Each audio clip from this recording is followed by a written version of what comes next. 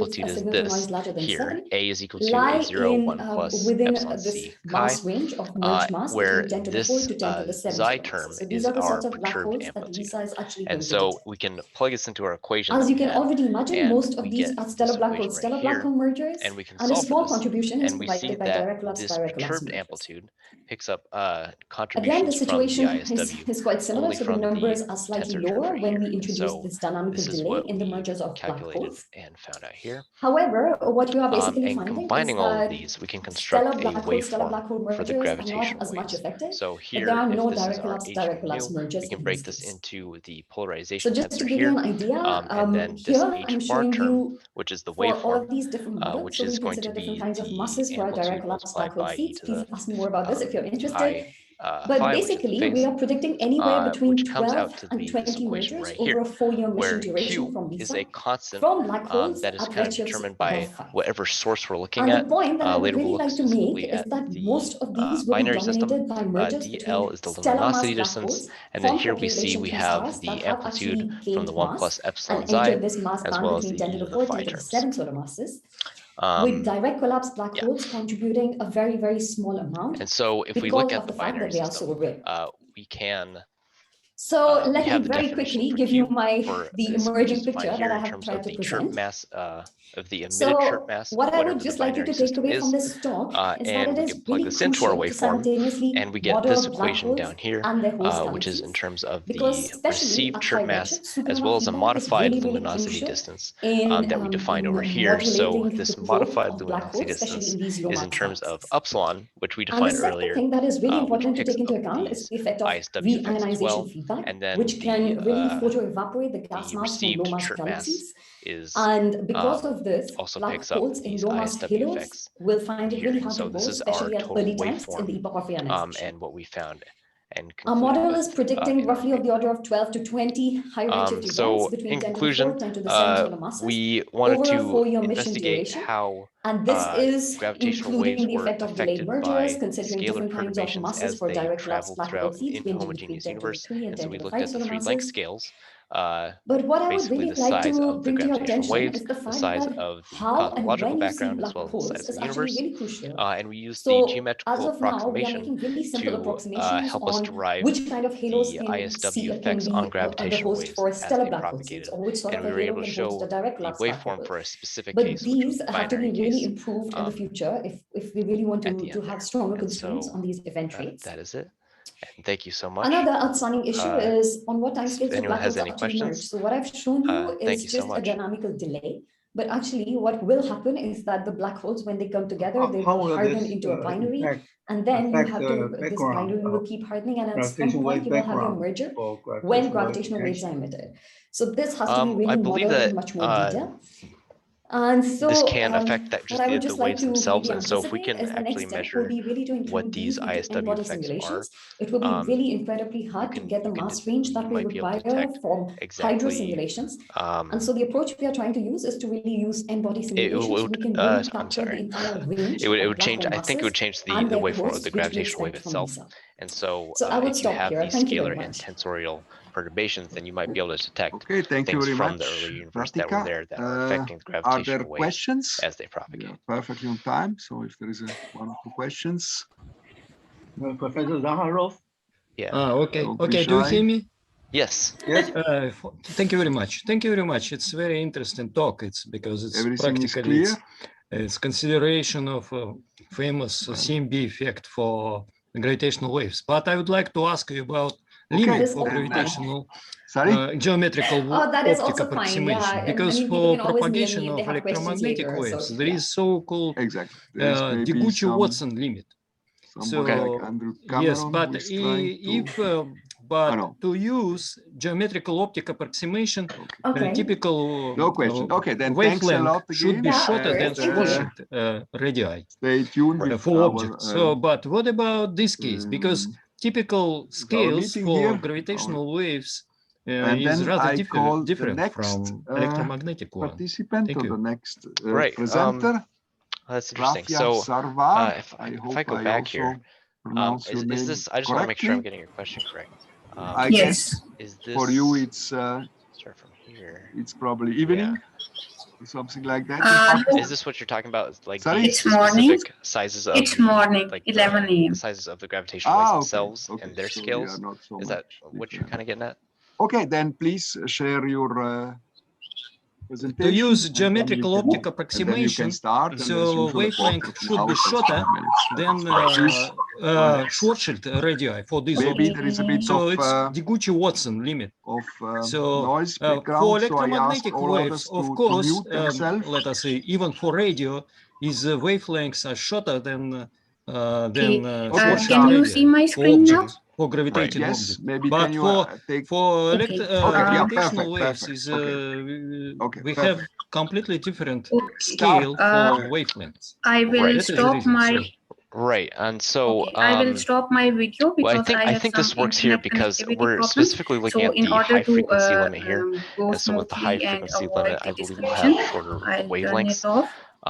And so from what I've read and what I've looked at is that you can apply this geometric approximation to these gravitational waves. Hi, I'm Rafia. Yeah, I think first here. of all, And so I would like picks to up this thank the high frequency organizers limit for in which giving you can me do an this in. opportunity to talk about Does that our answer your recent question at work. all? Or is that, I recently graduated from the master's program Not of completely, Institute of Space but Technology, it's just Islamabad, Pakistan. discussion. And But please currently I'm take a looking look for at a PhD Deguchi position. Watson paper and also In the meantime, I had been working standard with textbooks Florian, on gravitational Simone, and lensing like Tassos from the University of Geneva Schneider, Ehlers, on Falk, and galactic wildlife others. black So, holes. because there is, in principle, Before that is a we get principal there, issue. let me Because start it's with your a few approximation words should be about different. If how wave are range, formed. wavelength There are range is several different. formation That is channels the point. proposed in Great. the literature Please take a look. Thank you. for the I will. formation Thank you of so much binary for black that. holes, Appreciate it. including Thank you, a family Jared. of models So, based on the Yi, isolated would binary you evolution. share your screen?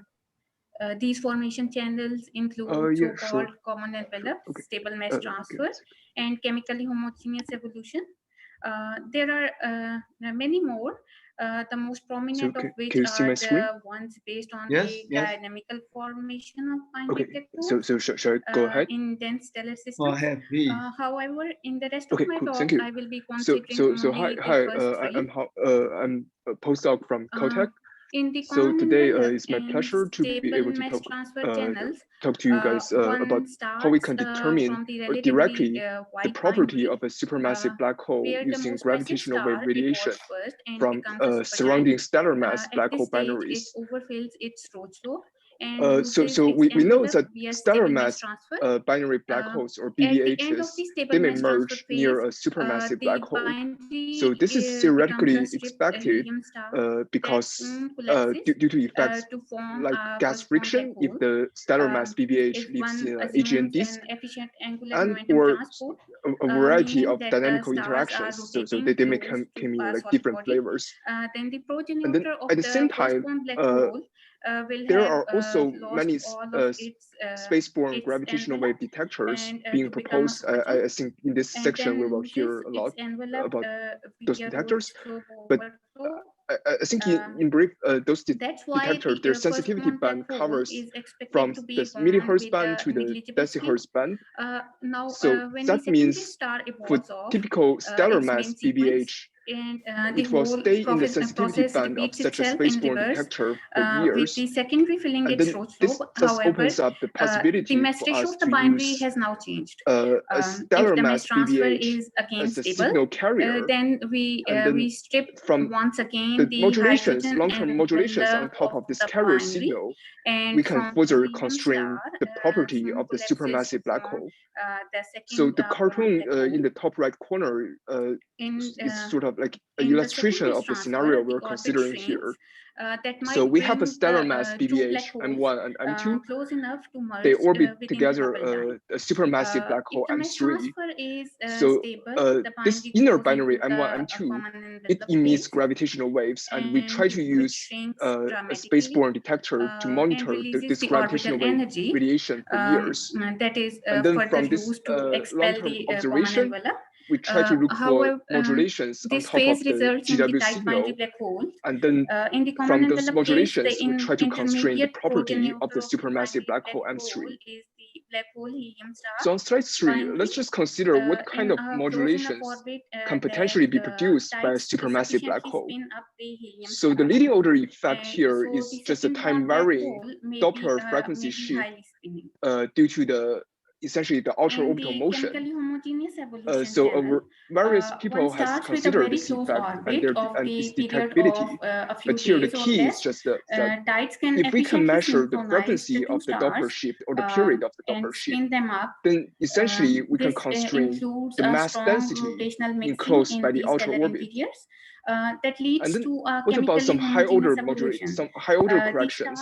And can we extract even more information from those high-order effects? They transition from the main so stars to the I think one thing people may think about naturally is the Newtonian tide, or so which is typically manifested as the Lidov-Kozai oscillation. So the characteristic frequency for this Lidov-Kozai oscillation is smaller than the outer orbital frequency by a factor of omega out over omega in, or essentially the outer orbital frequency over the inner orbital frequency.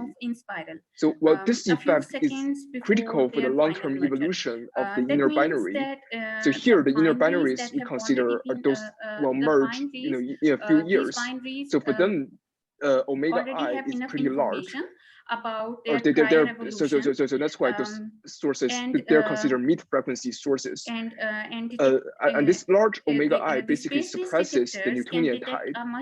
And then it turns out that in this scenario, the most significant high-order correction is actually a post-Newtonian effect, or more specifically, it is a de Sitter-like precession of the inner orbital plane around the outer orbital angular momentum.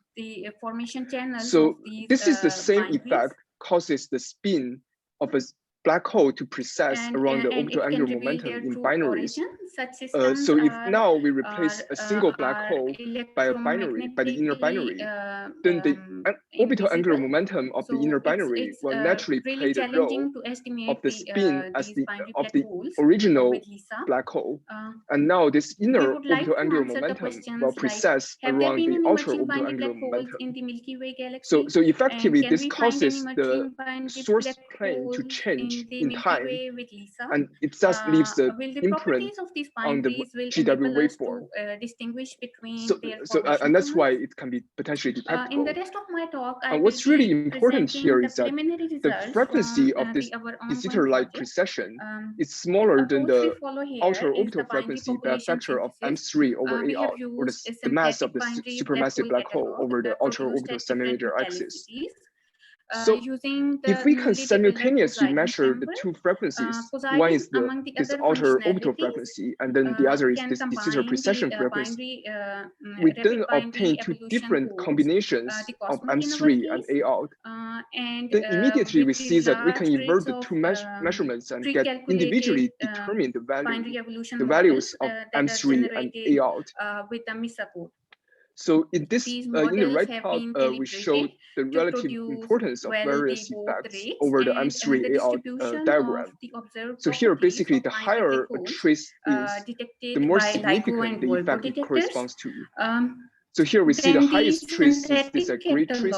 This gray trace here, it corresponds to the outer orbital motion. So for systems that's below this gray trace, we can essentially measure the frequency of the Doppler shift, or essentially the outer orbital frequency. So for those systems, we determine the mass density enclosed by the outer orbit. And then if a system is further below the brown trace, we can further measure the frequency of the de Sitter precession. And for those systems, we can obtain a direct measurement of the supermassive black hole's mass. We can directly measure M3 for those systems. So let us just briefly compare the method we just proposed to some existing direct methods for measuring the supermassive black hole mass. So of course, one thing we can do is say, let's just directly observe the dynamics of stars or gas around the SMBH. What we see here this method, of course, is limited by angular resolution, and it only works for very nearby supermassive black holes. And then another method is known as the reverberation mapping of the continuum emission of the AGN. So I'll refer the interested audience to the next review by Peterson. But here, so for the details of this method. But here, I just want to mention that this method applies only to type 1 AGN, which is a small population of the total AGN population, which is a small fraction there. And also, even more importantly, not all the supermassive black holes are active to begin with. So this method has its limitation. And then, of course, when LISA is online, it can measure the masses through spiral signals, but LISA is only sensitive to less massive ones, like those with mass less than 10 to the 7 solar mass. But the method we just proposed, it has a few advantages in comparison. So the systems we consider, those are at a cosmological distance, those are systems at gigaparsec scale. It works independent of the supermassive black hole being active or quiescent. And also it applies to the entire, almost the entire range of potential supermassive black holes. But only so on slide 5 is the result of our study. So in the left, we show a few sample waveforms. So here, the Vigos in the, let's say, 0.01 Hertz to 0.1 Hertz band. So that corresponds to the signature produced by the precession. And that's the thing we want to detect here. And also shown in this plot are the sensitivity curves of a few representative spaceborne detectors. And here specifically, we want to focus on this Tingle mission. So we assume detecting this effect using this Tingle concept. So it is a recently proposed decihertz concept. So if we use such a detector, we not only get a good overall SNR of the signal so that we can claim a detection of the event, and also we have some decent sensitivity in the low frequency to constrain the precession signatures. And then in the right, we show the fractional error in the mass of the supermassive black hole over the M3 and A out plane. Now, so also shown in this plot, in this dash trace, that is the line corresponding to the de Sitter precession having a period of 10 years. So roughly this line corresponds to the detection threshold, assuming detecting this effect using a single Tingle-like detector or a single decihertz detector. And the associated error bars, roughly speaking, along this line, shows the mass of the supermassive black hole can be determined to a 10% accuracy. Spread of the so that's the main result of our paper published. And I'd like to briefly mention about some ongoing effort, and that is to combine the de Sitter precession with gravitational lensing.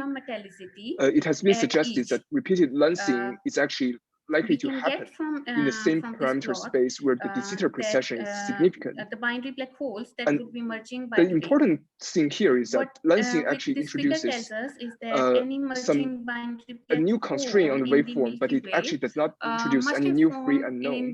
So therefore, by combining it, we naturally would expect an enhancement of the PE accuracy or parameter estimation accuracy.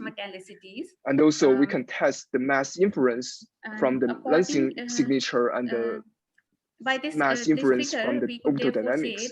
So that's something we're currently working on. Exist in the Milky Way. So with that, I'd like to conclude now we here. Move to the next question. We show that would it be possible stellar mass BBH close to near a supermassive black hole, the de Sitter precession is a critical effect that should be considered in the waveform modeling. And then if we can simultaneously measure the period of the precession and the period of the outer orbit, we can directly measure the mass of the supermassive black hole. So that's kind of the key take-home message of our study. So I'll end here, and if there's any question, I would like to take the question. From the Milky Way, yes, thank you. Milky Way and its neighborhood, evolving from their early in spiral stages. Interestingly, the sources that appears to be circular in the LIGO band may be centric in the any questions? Depending on their initial formation channels. However, the LISA will also be sensitive to the binary black holes that are within the human lifetime. Here I show the signal to noise ratio of the equal mass binaries of n solar masses as a function of its merger time scale. Using LISA sensitivity, and the dashed line represents the detection threshold of the signal to noise ratio, that is 8. Yes, let me. We can you hear my plotted voice? it for different distances from 1 kiloparsec to 100 kiloparsec. And we can clearly see that, for example, a binary placed at 1 kiloparsec well, first of can all, have thank the you, merger and time scale a really of 10 good million years. late good evening and from it would still be detectable with LISA. Vanderbilt University. This would It's in Middle Tennessee. The present day orbital period. So thank you first of all for the invitation to give this talk, which is the more of this new sort of exercise conceptual design that has started pretty much since the last 1 and 2 years. So I'm going to talk about one of the we have a very nice lineup for all the moon jobs. So I want to talk about just one of those proposals. At the same time, really what the science, especially the cosmology and the gravitational wave astrophysics, that is very what I'm showing unique here to the is moon. the distribution of observable So let me properties start of with, binary black holes. Chirp mass, tribute to chi what we have effective, and mass ratio really accomplished that would in merge the within the next sensitive 20 frequency we years, have from and thus would also really be 10 to visible 100 hertz, because from a that is ground-based essentially where the detector. improvement All has these been signals would be super quite loud. extraordinary from initial Signal to LIGO, noise Virgo ratio to of tens advanced to hundreds version of those detectors. of So the the order of plot you maybe see on the 1000, left, as I made showed by just before. one of the graduate students, Sudarshan So Bongi there and is myself, really no need to is calculate this all signal to the noise ratio of each gravitational one of them. wave events we had What we see seen here in the is first and second the two observing subchannels runs of produce very advanced similar LIGO. distributions, Here you have the except famous for the first chirp mass, detection, the where the stable mass GW2 transfer gives support 14. for You also have the first slightly binary higher neutron mass. star, and till date the only multi-messenger, really the only multi-messenger detection we've had It is interesting to compare from these our field. predictions with those of the population The of plot on the right black is holes for the whole just in the universe. first The half of primary difference the here third is observing that run, the the underlying O3, which started in metallicity-dependent star 2019. formation history. We have seen more The most striking more difference than is the 3 lack times of the total first number of spinning black events hole that we had in seen the in all common previous envelope run. channel And that has to in the do Milky Way population. with a lot of things, but This primarily is it is also because the the Milky Way improvement of the might low have formed frequency relatively that allows us to accumulate more fewer signal to metal noise poor ratio, stars and compared to more the average particularly, it universe. also opens And the these are window those to metal look poor for stars sources that that were are formed much more massive that than form what first perhaps the spinning detectors binary had black holes. envisioned, when Of course, advanced LIGO and all Virgo these detectors were are being purely planned. theoretical So one interest, such here, and by and the way, the this chance image to is observe the the cover binary of black the holes merging in physical the review Milky Way letter made by to the same merge in the authors. next It 20 would be years is almost this issue negligible. of the What one journal. wants to see The is that particular the signal that distribution I of was excited for a long properties time, and of I guess it binary also black holes that motivates would be the detectable discussion by here, NASA. is this one we These are saw binary black on May holes with an orbital 21st, period of up to few hours, 2019. and we And you can already identified them see, by compared to everything estimating the else, that signal it to is noise at a ratio sort of a blob, following which the is not methodology of having this Rossum, essentially the and keeping chirp-like those feature that we are with used to signal to noise seeing. This ratio is in greater than fact 8. the most What confirmed we find detection is we've that had the so far of an distribution intermediate of mass black observable hole, the properties heaviest is binary that we essentially have seen identical to what I till showed date before. in gravitational wave astronomy, and the Based on heaviest the merger we have seen recent in all of studies modern by astronomy. Lambert, Lisa would be Quick snapshot detecting on this is tens to hundreds of press binary black conference. holes, I had a virtual press and conference here our with the results are of the consistent. known colleagues here Our from the preliminary Virgo results are collaboration. quite consistent with the Lambert studies. Key is this point on the And plot on the left. as It I'm shows you the running out of mass of time, the two so black holes that collided. It's I about would 85 put up plus my summary 66, slides, both by itself. and We there are find some it takeaway impossible messages, to and make I them would through like to stellar have evolution. questions if Hence, there are this any. nice headlines from the New York Times that this black hole should really not have existed. The key point is you see the error bar on masses is ridiculously high from what we expect in gravitational wave astronomy. And that has to do with the signal being just so short in LIGO and Virgo that there is not much inference we could have of the inspiral. We're essentially just seeing mergers and ring down. And that's why our inference is not the skewed 10% we are used to, but it's really spread across, plus or minus almost like 30 solar mass for each planet. So how many so that brings such events you would to expect? the point of today, right? The missing link we have very of few, the decihertz. Can you give actually numbers extends to close to 5 hertz, because we don't think any of the depends on upcoming the formation ground-based channels, detectors all the way to Einstein in telescope our are really going to preliminary break results, this we are 5 hertz expecting barrier. So this plot 9 is to from 10 a events recent for book stable mass chapter transfer, and on up to tens decihertz to hundreds landscape for that common envelope we channel. envision from So many of the the experiments that will results be are talked about almost today. preliminary. So The y-axis is it's the better to time say that not to these are merge optimistic for the different sort of binaries, and the x-axis is the gravitational these are events in our galaxy. LIGO is all the way farther here, not seen in the plots. Yes, It's post 10 hertz frequency. Lisa is what we'll have almost at the left, millihertz. And right between here, I mean, we see that a source like GW9521, really massive mergers that I was wondering if you could less than elaborate. seconds. The same kind of sources I was wondering if you in could the elaborate decihertz range. about this comment on the observed eccentricity as a way of disentangling different formation channels. Source like GW5914 or the binary neutron stars, we can start seeing years in advance. And this is really sorry, where what did you the say? decihertz science of what Sorry, I was wondering if you could elaborate on this comment about the makes a very strong case. It also does the same for all the other massive intermediate mass black holes. We do not have any confirmation. Yes, it depends. Black holes of 10 to the 3, 4, or 5 solar masses. It depends on the distribution of the underlying population. Opens up that. But that is one strong case just eccentricities from, would be the key to find the difference so well between by Lisa, formation channels, so because and hence we might need give something which is in the some very information about how they were formed. So various experiments the other proposed, properties of we divine heard detectors. already a good talk on Eccentricities are the quite important Amigo because experiment. the boundary black holes that So might one form thing in is in nuclear terms of clusters timeline dynamical systems and might the have sources higher we are going to see, eccentricities as compared to much the of the ones that are formed in the isolated formation channels. A bit in future than what the most of the next generation experiment is. It's unlikely to envision something in the Lisa timescale or something in the Einstein telescope timescale.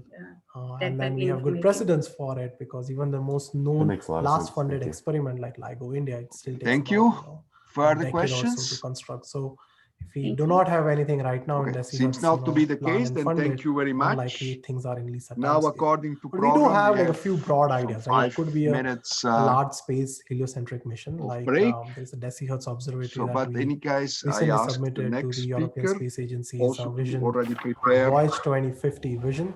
There is to start sharing which the I screen, guess is this so that we grand can mission that in combines 5-10 minutes all we can decihertz start science one immediately. can think of. There is this possibility of launching CubeSats in geocentric orbit, and we showed in one of the cases that this is particularly powerful in finding this intermediate mass black holes of about 10 to the 4, 10 to the 5 solar masses within the local universe.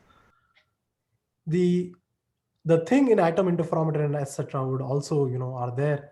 The point that, one which is emerging is this lunar-based experiments. We have this talk by Professor Hams, which will be followed by my talk. I'll speak specifically on this one experiment. Okay, perfect. We see your screen perfectly. I would just say we make a 5 minutes break and then we go, and then we continue. Is that okay? Okay, fine. Yeah. If we think in terms of how we construct gravitational wave observatories, which are interferometers, the moon offers a very natural environment to construct something very large, like a gravitational wave detector that we need to assess the low frequencies. In particular, let's say the atmospheric pressure I suggest on the surface of the moon is comparable or better than what we have in place in ones like people is here. So please, so that itself allows us to have this arbitrary degrees of how big the arm length can be. Go ahead. The seismometers that were left from the Apollo missions and followed by other studies good evening, know that the low frequency. So today I'll be talking about continuous gravitational the moon is definitely much quieter white dwarfs to constant modified gravity theories. So that itself breaks so I'll come to the meaning of each of these terms when I'm going over the top. And these works have been published in a series of papers affected by environmental collaboration of Bani Brota, he is my PhD supervisor, Tushar, ISC, and Thomas Bullock from University of Warsaw, and Christopher Taub from Cambridge University. Arbitrary long time on and so on. What is also a not white really dwarf? corrupted by we know from basic astrophysics that if a progenitor star has a mass of around 10 plus minus 2 solar mass, there are a little bit uncertain hunting across the forest like range. At the end of its lifetime, that means when the nuclear burning is over and everything can be much more and after some stages, say red giant, etc. Finally, those stars becomes white really a long-term investment. And in a white dwarf, because it has degenerate electron gas, basically the white dwarfs are temperature of the white dwarf is very less compared to the Fermi electrons. So we say that the inward Fermi temperature, so the inward gravitational force and the force due to outer degeneration pressure balance itself to attain a stable equilibrium. And let's say if there is a white dwarf and if there is some binary partner, say some star, main sequence star, it will start pulling matter out from the star due to white dwarf's high gravity, and eventually its mass starts increasing. And what happens, Chandrasekhar showed in 1930s for his famous discovery that the white dwarf can have maximum mass of 1.4 solar mass. If it has if it's gaining mass more than 1.4 solar mass, this pressure balance no longer sustains, and it bursts out to produce type 1a supernova. And we all know that type 1a supernova are very much used as standard candles to measure luminosity distances for cosmological objects. So in that sense, type 1a supernova is important, and because of that, type 1a supernova the core idea relies on interferometer technology that already However, exists, what happens, say recently, say Howell et al. In 2006, they have shown that some supernova have extremely high luminosity, such as this one. In a white dwarf, when it bursts out to produce type 1a supernova, it may have maximum this much nickel mass, say around 0.85 solar mass. However, they have observed some white dwarf whose luminosity is basically they have observed, and when they calculate, they found that the nickel mass turns out to be nearly 1.3 solar mass. So once they going to back calculate from the luminosity to the mass of the white dwarf from which this type 1a supernova was produced, it turns out that the mass of the white dwarf turns out to be nearly 2.1 to 2.8 solar mass. So if you look at the sensitivity, and similarly some other white dwarfs have been observed on this side with very low mass. Those white dwarfs even burst at say at 0.5 solar mass. So those things basically, both these cases, Chandrasekhar limit is violated. Now, in this case, it doesn't even reach 1.4 solar mass, and in this case, it exceeds 1.4 solar mass. So how to explain this Chandrasekhar mass limit violation? People have proposed many models, at least 50 to 100 models. But in this talk, I will be talking about only 3 models. One is rotation, one is magnetic field, and one is modified Einstein's gravity. I'll be talking about only the FR gravity, and there are many other models. Now there is a problem. Since there are so many models, it's become almost impossible right now to figure out which one is the correct theory, or and so on. And because of that reason, it's getting very much important to detect this kind of white dwarf, this white dwarf, specular white dwarfs, to observe directly. And so far, none of these white dwarfs have been detected directly from any optical observations or optical or any electromagnetic observations. By crossing of the point. So how to detect them directly? So I'll show that gravitational waves will be one of the probes.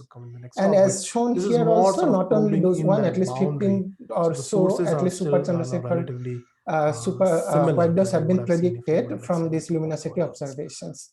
And those easily violates the Phillips relations also. From this figure. So now, what is in a white dwarf? In a white dwarf, basically, the structure of a white dwarf can be determined from the 2 equations. One is the pressure balance equation, and one is the mass balance equation. And both these equations has to be supplied with this equation of state, some equation of state. And for a white dwarf, because it has degenerate electron gas, it has to be given the Chandrasekhar equation of state, which he given in 1931. And once we solve these 3 equations, we obtain the mass radius relation of the white dwarf, which shows that the maximum mass can be 1.4 solar mass. Anything after when the curve turns back beyond the maximum mass, those white dwarfs are unstable, and they are unstable in terms of radial perturbations. So those white dwarfs may not exist. So maximum mass will be exist up to only 1.4 solar mass. However, if we want to show that violation of the Chandrasekhar limit, that means it has to violate this 1.4 solar mass, one needs to modify or change this either of these 3 equations. So I'll show that the FR gravity in place of Einstein equation, where it's R gravity basically, if we use F of R gravity theory, say in this form, my pressure balance and mass balance equations are modified. So black terms are as usual GR term, but these extra terms are coming from this modified gravity term. And you can see if alpha is 0, of course we reduce to again earlier theory equations. So with this, if we just plot again the mass and radius, you can see that this is the Chandrasekhar mass radius relation, And this is our FR gravity mass radius relation. So this is, as I have said, it's at the low density limit, basically they merge, but at the high, as its density is increasing, after some point it turns back. And I have said that as the turns back, because here in this turns back mass decreasing as the central density is increasing, this branch is unstable. So we obtain one limiting mass, which is the sub-Chandrasekhar limiting mass. And now, after this also it's getting having the usual behavior, that is mass increases with the central density increases. So this portion is the probing the super Chandrasekhar white dwarfs. And parameter alpha, here we have given the constraints from this paper. This particular one is at the detection from SNR with this bound given by gravity probe solar mass, and accordingly, basically with this FR gravity model, we can directly with one FR gravity model with the same value of alpha, gamma, etc. We use if you compare what Glock really does, super Chandrasekhar white dwarfs. Now, of course, this is a theoretical mass radius curve. Can we observe them directly? And as I have said, I'll try to do it using gravitational. We know any objects will be emitting, any systems will be emitting gravitational radiation if it has a time-varying non-zero quadrupolar moment. And of course, as the previous speakers have also shown, that from the Marzer's events, gravitational waves have already been detected. Very comparable to Lisa. However, there are some other gravitational waves, the other types of gravitational waves called continuous gravitational waves, which are emitting continuously over a period of time with almost similar frequencies and amplitudes. And I will show that in this case, I'm not talking about the binaries, but I'll be rather talking about isolated compact objects. So white dwarfs, if they are triaxial, they can emit continuous gravitational waves. Right? So the signal now, what is a triaxial white dwarf? Very long. Triaxial white dwarfs means the moment of inertia about x-axis, about y-axis, and about z-axis. That means moment of inertia about any three mutually perpendicular axes are different. If a system has such a configuration and it has a rotation, that system can emit gravitational waves. And for example, let's say this is a kind of configuration where it has magnetic field, z direction and z prime is the direction of the angular frequency. It has an angle pi, and our detector is here, which is making an angle I with the rotation axis. Then this kind of objects can emit gravitational radiation. Now, since I am using FR gravity theories, it's very important that FR gravity theories not only has two tensorial modes, but also one scalar mode. So two tensorial modes, we always know they are plus and cross polarizations. That's also present in general theoretical relativity. However, the extra scalar mode is present only in FR gravity. If we go to other higher order theories, we may have close to 100. So if you had more number of degrees of freedom, more number of modes. However, for white dwarfs, which we have considered, we have actually shown that the scalar mode is exponentially suppressed with this factor, where R is the distance between this source and the detector, and it will be in parsec scale. So this factor is huge, and because of this scalar mode, it will never reach us. So we have only these two frequencies, these two modes, and you can see in case of magnetic field, it emits only in two frequencies. One is omega rotation, and one is 2 omega rotation. So these are basically quick summary on all this, but the road ahead. So this structure is basically for magnetic white dwarfs. Now we may have magnetic field in different directions. For example, we have toroidal field configuration, we have colloidal field configurations. In case of toroidal field configuration, the star will become an prolet-like shape, like a rugby ball shape. Whereas if the star has poloidal field, it will have an oblate-like shape like this. Kind of project. So in this way, basically magnetic field deforms a white dwarf. Next, one more possibility is say the magnetic field is very weak. In that case, these deformations will not be very promising. However, the white dwarfs may have a little bit roughness at its surface. So presence of some mountains-like structure and so on. And it can be shown that the maximum height of a mountain on any surface is given by this formula where Z is the element present at the surface. So if we consider helium white dwarf, Z will be 2, and if we consider hydrogen white dwarf, Z will be 1. So and because of this reason, we always find that the height of these mountains are very less than compared to the radius of the white dwarfs. It can also be seen once we overcome this initial that the height of the mountain for different masses of the white dwarf is around 1 to 10 kilometers, whereas we know the radius is around 1,000 or more than 1,000 kilometers. And in these configurations also, we obtain this that moment of inertia about all three axes are different from each other. So it makes me a triaxial system, and it will emit gravitational waves. And both the modes of polarization are given by this formula, but here you can see it emits not only two frequencies but also in three frequencies. One is 2 omega rotation, one is omega rotation plus omega precision, and then one is 2 omega rotation and 2 omega precision. And these are various formula, and the exact derivation is given in this famous the law of frequency. So now if we just plug in all these formulas in as briefly, and we take the data from online basically, and we plot with the various detectors curves, basically power spectral densities, and with various time scales, it can be seen that if those white dwarfs are weakly magnetized white dwarf, or even they have some surface roughness, they can be detected, say, from by BBGO, DESIGO, etc., even from by many times telescope, but they cannot be detected by LISA anymore. Even if I take this time scale of integration to many years, still it is not possible to detect it by LISA. Huge vacuum so, chambers. But let's say it's detected by any of these detectors. Once it's some white dwarfs are detected, we can immediately obtain its amplitude and its frequency. And using this formula, we can obtain the moment of inertia of these objects. And once we obtain the moment of inertia, we can actually predict the mass of these objects.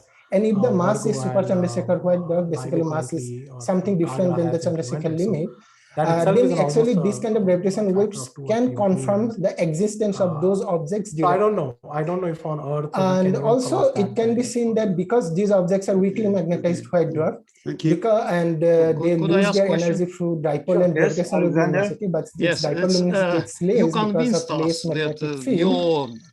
These white dwarfs emit these gravitational radiations for many years. You can say for 10 to 11 years, which are small fraction of these sources will have will not have any problem in detecting such white dwarfs. But in this case, it will be your detector will observe of course, low magnetic white dwarfs are there, so even if super Chandrasekhar white dwarfs are not detected, but at least less magnetized white dwarfs, which so far have not been detected. And in some sense, you will have some they can be composition detected by these detectors, signals. but not by LISA. In this case, what about what to do with opportunity but can to we detect convince by people LISA? And that yes, you of have course, really let's say if we go for magnetic field, the central magnetic field, let's say nearly 3 to the power 14 Gauss, noise and of then unknown structure I have just plotted these things, it's similar like we Weber, have this stack slide because method Weber time stack he with showed 1 hour. that the probability We is find rather that small. within 1 year of time scale, within 1 year of integration and scale, also how LISA to can detect this highly magnetized white dwarf. But if the magnetic field is decreased, even if this much, even LISA or not even Queen, none of them can detect this white dwarfs. But of course, other detectors a very relatively low volume of advanced LIGO. So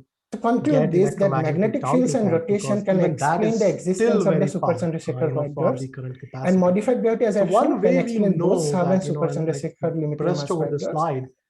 Is that Glock really sits peculiar white dwarfs, these white dwarfs have not been detected frequency. directly so far. They have been only explained through the observational by default luminosities of type 1a supernovae. However, to obtain detect these objects directly, gravitational waves can be one of the probes to detect these objects. And each of these theories, of course, as I have shown, that there are many theories in modified gravity magnetic field, and there are many more theories. They give different mass radius relation, and to single out which theory is the correct one, we need the masses and radii of the objects. And as I have shown, that gravitational waves can detect these objects directly, will be able to detect directly, either by LISA or by other detectors also.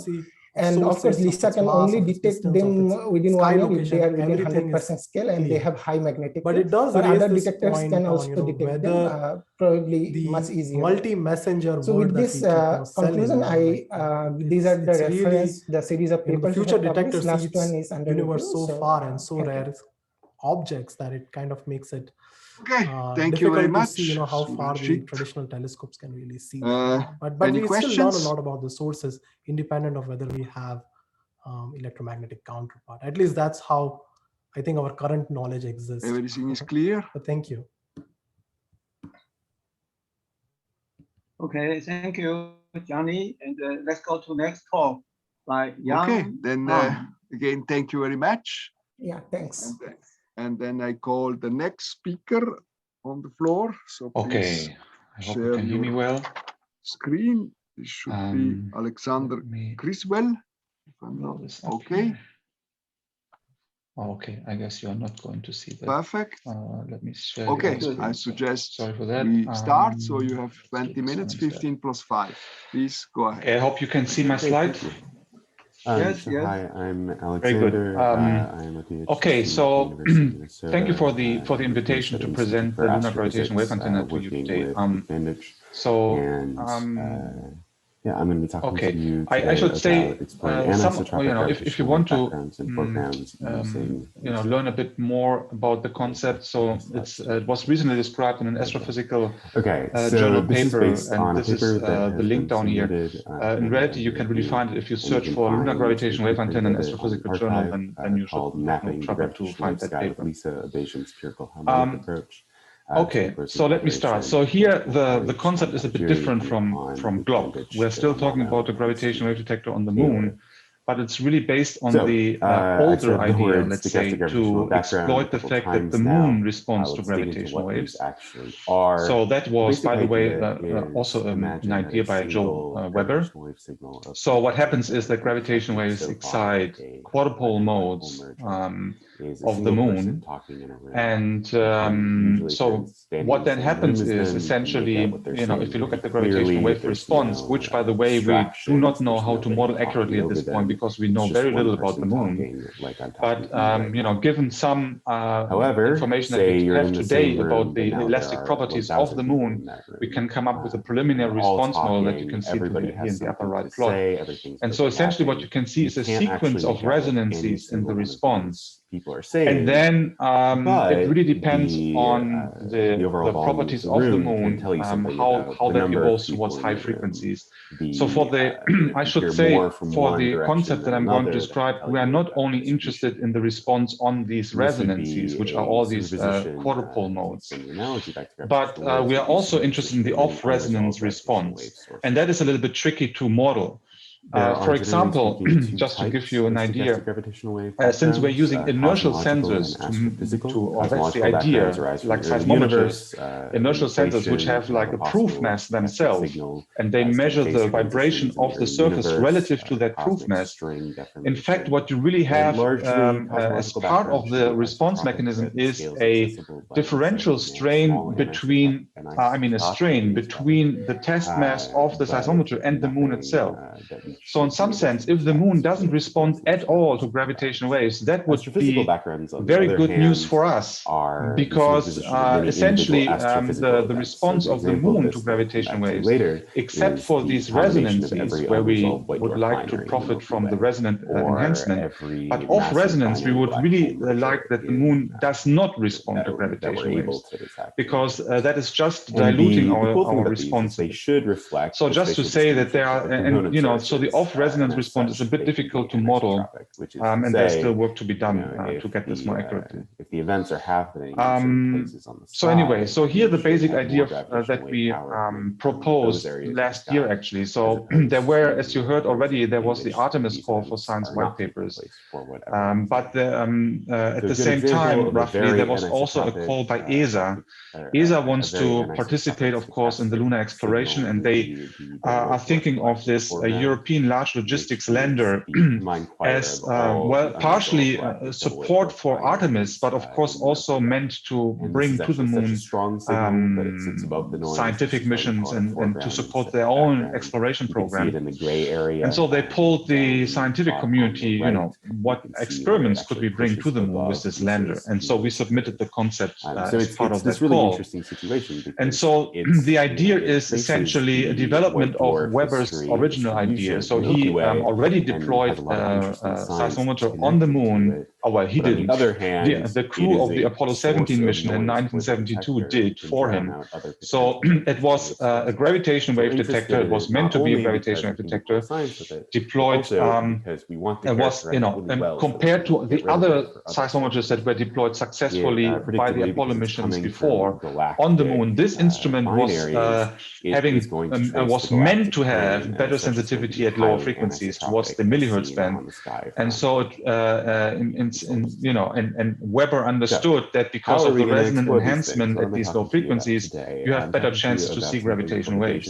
So unfortunately, there was a design error made by the it was a calculation error made by the company Lacoste and Romberg that was developing the seismometer itself, and so that prevented really people to carry out measurements at these low frequencies with that instrument.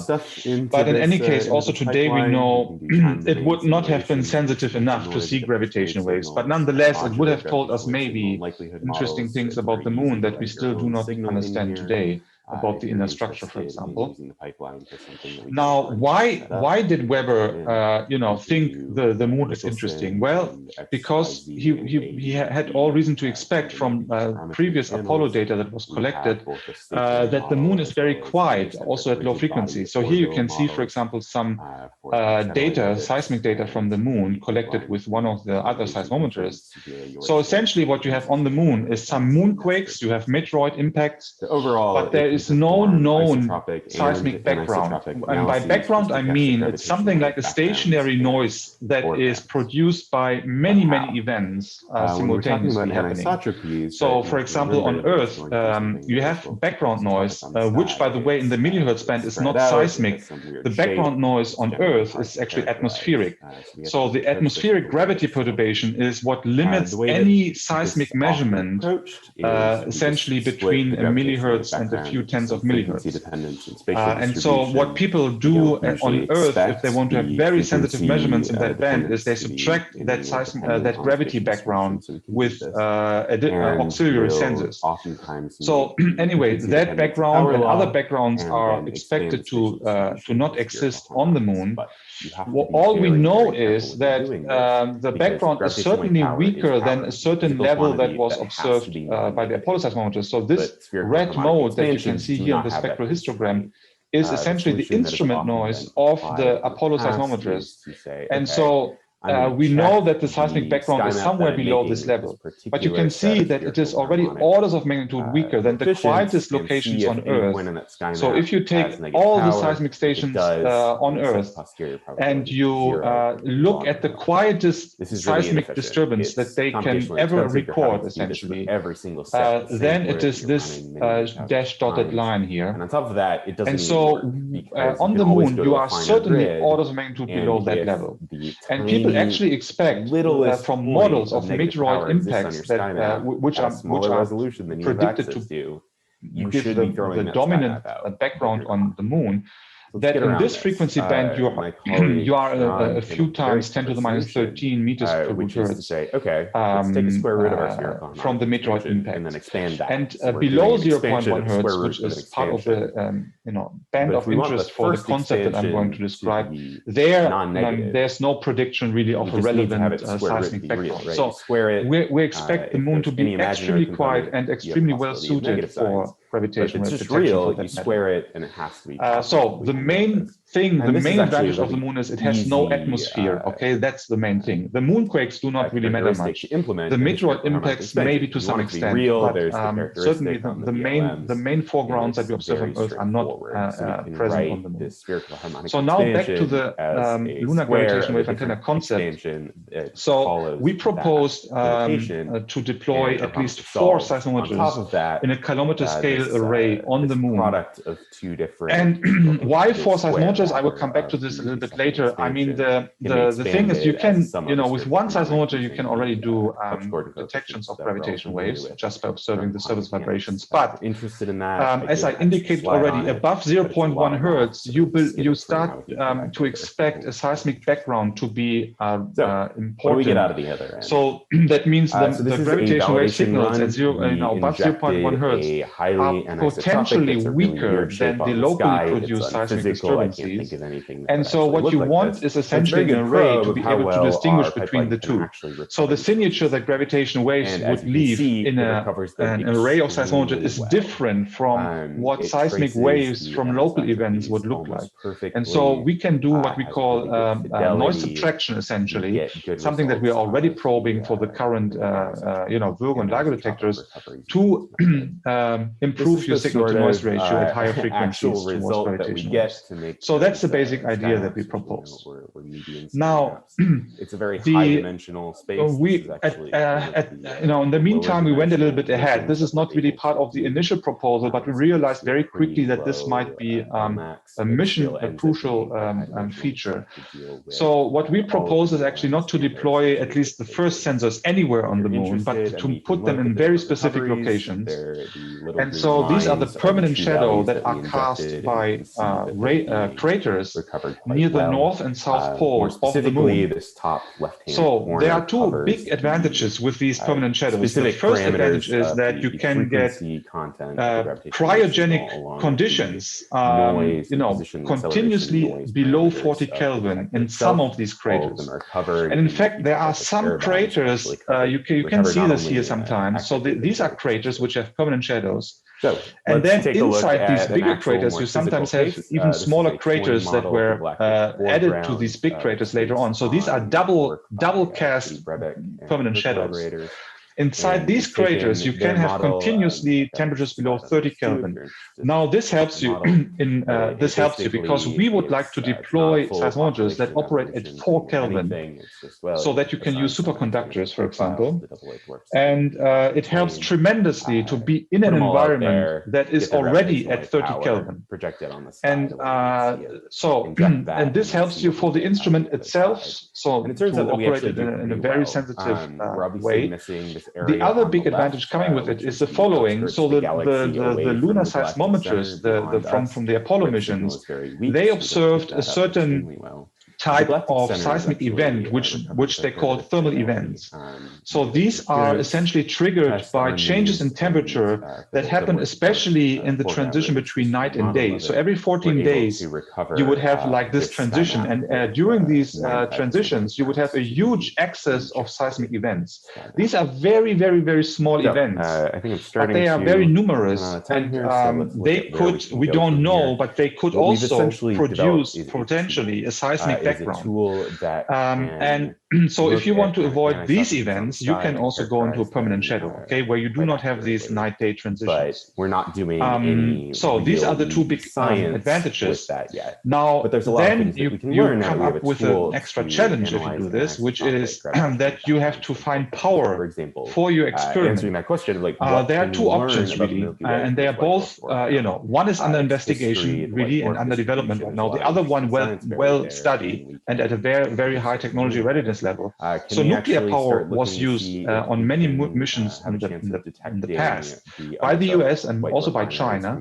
So the US also used them for the Apollo missions for the seismometers actually. So the seismic stations that they deployed, which were not just seismic stations, they were geophysical stations with other measurements. But these were also powered by nuclear devices just to survive the 14 days of night that you always have at least everywhere.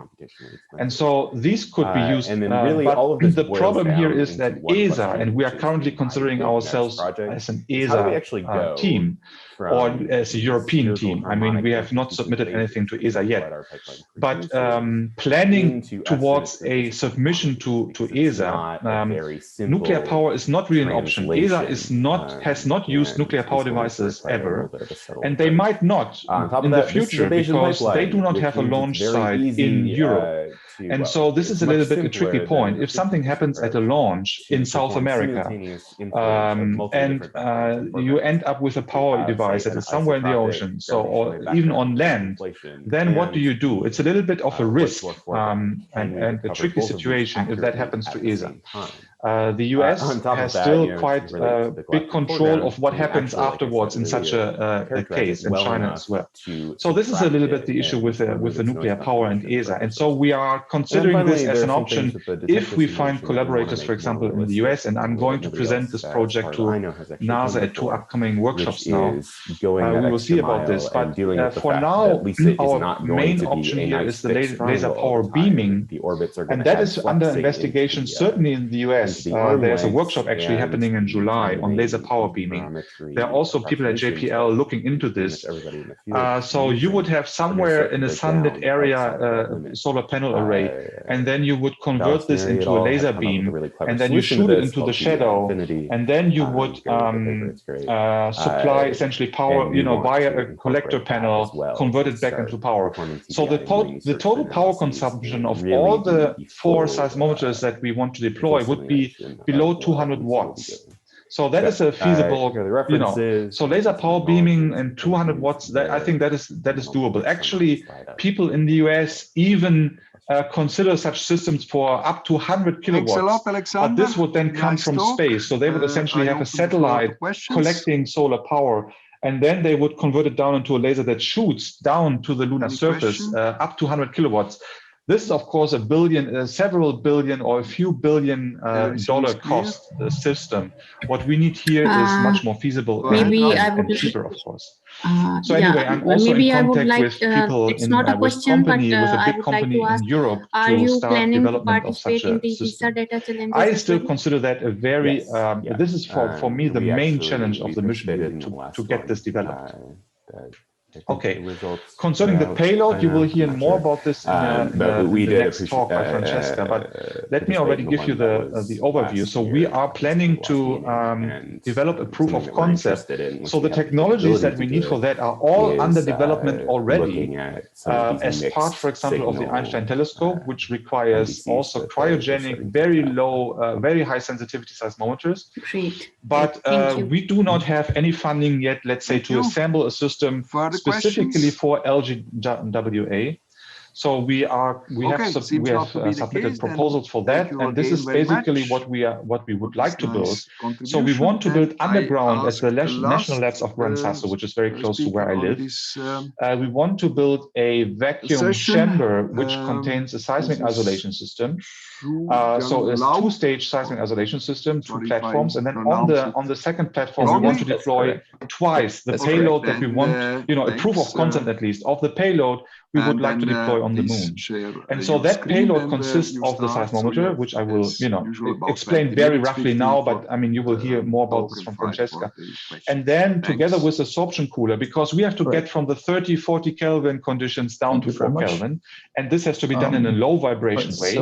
And so there's a group in Twente, which is expert in that, because they have already developed together with ESA concepts for cryo cooling in space, and they have a way to do this low vibration with helium, hydrogen sorption cooling.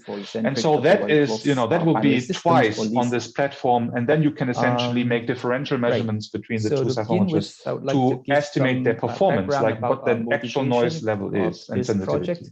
So as you all know, the galactic double systems are one of the most promising sources. Just to say, okay, maybe I will not go into this now. Essentially, this is superconducting technology. There's a little bit of extra. I assume that Francesca will explain this to you.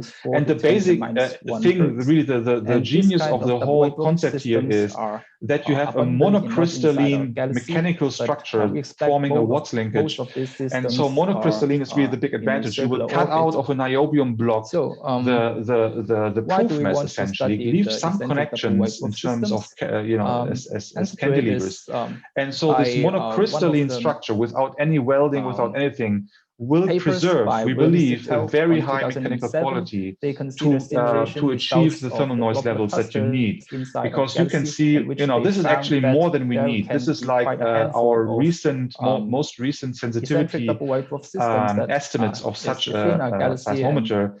This is a little bit better than what we need for LGWA, but you see what we believe, what we can get to with such a concept. And you will hear about this more later. But just to say, in comparison to the previous Apollo seismometers, we would like to improve sensitivity by orders of magnitude. Okay, this is not a small feat either. So just to say a word on the seismic background. So we believe that it will be formed by impacts of quite small meteoroids. So these are gram scale up to maybe kilogram but kilogram impacts are not really frequent enough to cause any trouble. It's really about the smaller ones, which happen relatively frequently. But of course, I mean, these impacts are, you know, they have like a few 10 kilometer per hour speeds, second speeds. So they are relatively energetic impacts for being gram scale masses, let's say.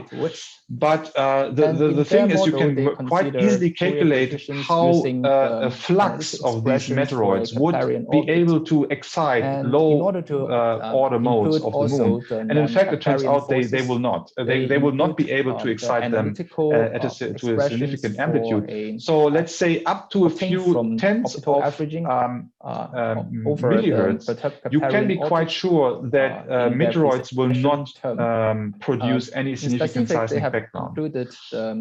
Above a few tens of millihertz, it is getting a little bit complicated to model. Philippe Lenonier tried this.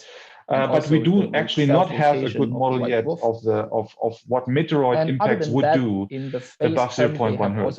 Now, if there's a significant background left, then you would do noise cancellation techniques. And this is something that we do in a much more challenging setting, actually, for Virgo.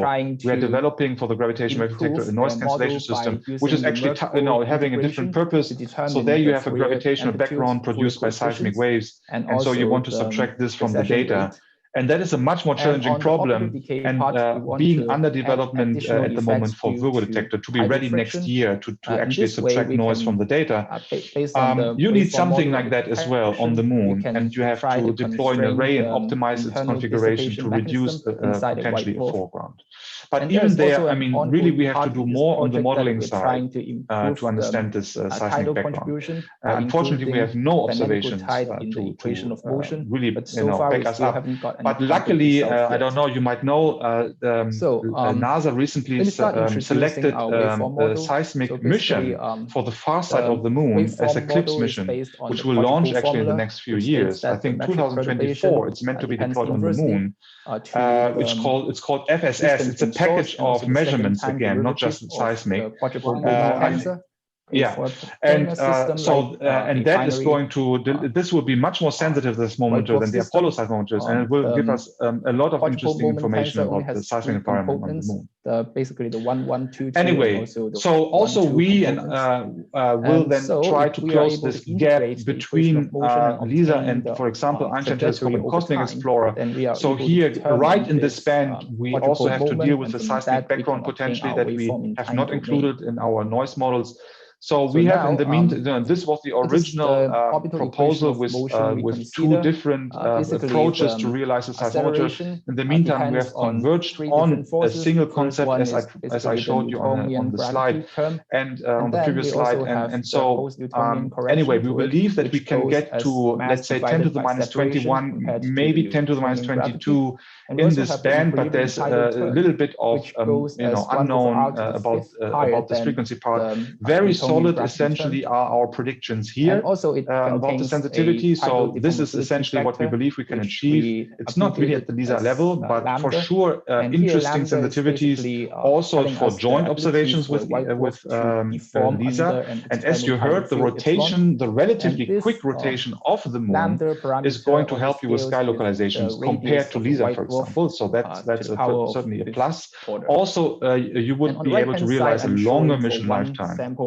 And I can only invite you to join us. We are a growing collaboration. We are now more than 100 people, but we are still lacking expertise, especially in gravitational wave science and multi-messenger astronomy, to work out with us the advantages of LGWA and the science case beyond what we presented in the paper.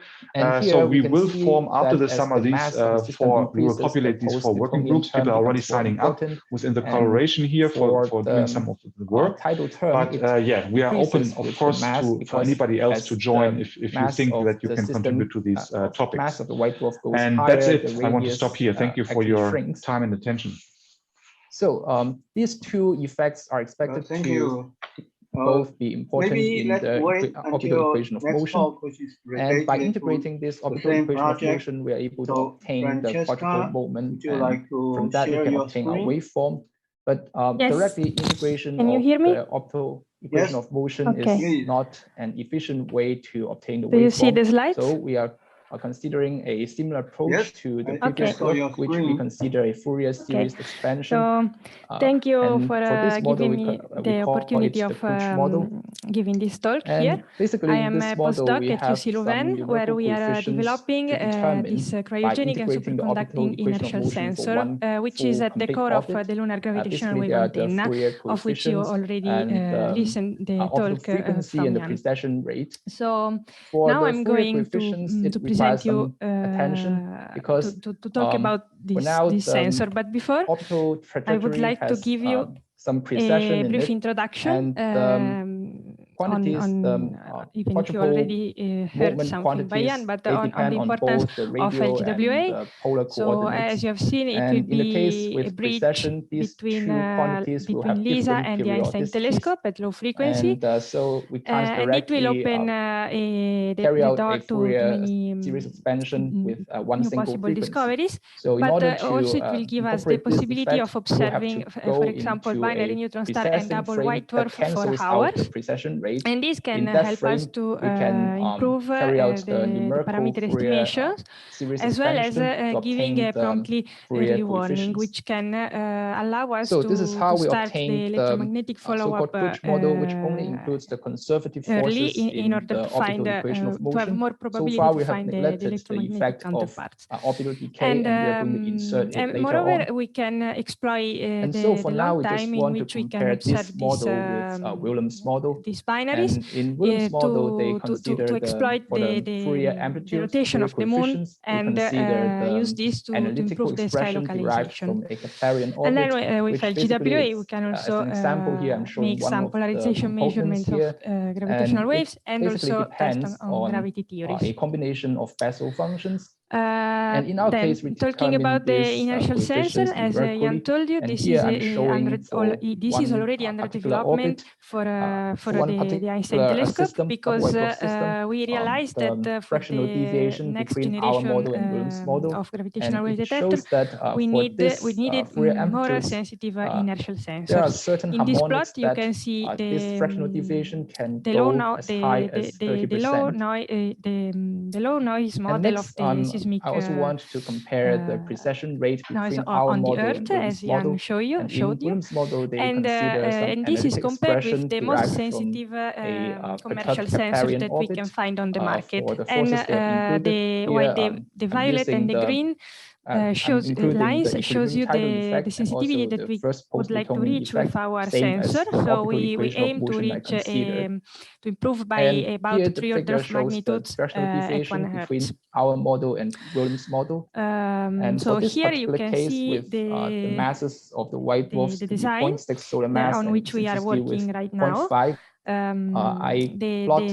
The sensor will be made of one unique block of niobium, and it will be cutted with the electron discharge machining technique. Separation is really small here. The fractional deviation can go up to in the center is the 1%. proof mass, and we also have a tuning mass I leave a remark here that for we can use to observation for a signal that lasts for the resonance say 1 frequency year, of the resolution the power sensor. Is enough. This proof mass is suspended through what we call a Watt linkage, which means which is constituted by an inverted pendulum and a normal one. The separation moreover, the depth mass will be provided with actuators, which I will explain you later how they will be produced. And you can also see 2 different kinds of readouts. And the optical decay effect. This is not the only possible choice of these readouts, but I will explain you why we need the 2 of them. So we carry out a Taylor series expansion on the phase before term, I would like to stop a moment to reflect why we need the cryogenic and superconducting the rate of change of the optical frequency. So first, there are 2 talking about the factors we have cryogenic part, in our model. we we know that on the moon we will be First one is we will be able to exploit these regions which are natural cryostats, and the second is the tidal friction effect. The temperatures are very stable under 40 given in 1981, which is a constant lag time model. This is a very good chance for our sensor because it helps to improve a lot the sensitivity, reducing the thermal noise, going to cryogenic temperatures. And also, another important point is to have a very stable temperature, which allow us to work better with this kind of sensors. And this cryogenic environment can be found also in the Einstein telescope because we will need to bring the test masses to cryogenic temperatures, and so also there we will be able to exploit is proportional to this low tidal deformability and some function of eccentricity and the white dwarf steam. Instead, then we also needed to be superconducting. And this lag time here is what there we treat are as various a reasons parameter. for this. And by studying the signal from a double white dwarf system, there's a chance we can place constraint on this lag time, which in turn tells us information about the internal dissipation mechanism inside a white dwarf. The currents, because the magnetic field given the way we construct the penetrating inside the metal, eccentric double white dwarf currents, waveform. which in here turn I'm showing one of the sample viscous damping. Using and this is very bad if we to be specific. I've included three different waveforms it spoils to show the features inside such a gravitational wave signal in Fourier domain. So in the cross scale thermal shown noise. on the left-hand side, so if we here, want you can see that both to have a better sensitivity, we need a higher Q. Waveform from a Kluge and model, so we that can is employ, model with for only example, the conservative superconducting forces materials, without the optical like, decay for effect. example, niobium And has also, a the Q value red one of includes all the effects described above. 1000. And all of these models look like and the fact is that we can also exploit what is called the Meissner effect, for which the magnetic field doesn't penetrate inside the niobium, inside the metal. And this peak, but when there is precession effect, this will avoid dissipation into three, with the difference. And moreover, this can be exploited to construct our actuators, because what we mean to do, what we want to do is to deploy a thin layer of niobium over a substrate of ceramic, here in a spiral shape. This will be this will serve to produce the magnetic field that will push against the I just want to talk a little bit about the proof mass. In the end, the actuators will be so we have already included constituted by the material and also of the proof mass, the niobium decay effect. But we want to further explore. Here there are just a few images that what shows if we include the overall tidal effect, that is just not just the equilibrium tidal effect, but also the dynamical part of the tidal effect. So by dynamical tide effect, it means the frequency dependent response of the white dwarf. And this response I go on. So this depends on the natural just few images of the work that is and going here, on in I just want to emphasize that in our the group equilibrium to tidal produce effect is basically the low actuators. frequency limit And of the overall and now tidal effect. I will it, explain you instead. It is valid when the orbital frequency is much smaller I will show you normal how frequency the inside two the readouts star. will work. So in order one to solve readout for the that you can see on the right overall tidal response of the star, can need be to also solve for the interferometric readout, of the and mass element inside we are the working star. on it right now. And from that we can know it is composed by overall change in shape Michelson of the star interferometer at a given plus time. another and from that we can splitter. This calculate allows us to back reaction onto the orbit to remove the common noise and be limited only by the shot and so noise. far we haven't got any concrete result yet, particular but we have feature that tried we to integrate it inserted for is several orbits, and we find that polarizing optics that help us to avoid an extra 10% of precision into our on our sensor, because otherwise we would have some light lost here in this zone. So coming back to the shot noise, in the room temperature version, we were employing this kind of redoubt without the polarizing optics, but we realized that we were not still limited by the shot noise, because the shot noise should have been around 1 femtometer, while we still were around 8 femtometers. This was given by the fact that the mass was still, there was still a residual motion of the proof mass at low frequencies. And this was preventing us from reaching the shot noise. So for this reason, it's important to insert another redoubt that will work at lower frequencies. Thanks a lot for the nice talk. In order to control the proof mass. This particular interferometer is called RASNIC and is under development at NICEF. And it was already used in the muon chamber in Atlas and LCB. Okay. It is composed by a camera that will sense the movement of a chessboard mask, which is attached to the proof mass. So in the end, what we are doing is maybe how long will you take this to work out all your program? And this is the sensitivity that we can reach. So it's already a good sensitivity, but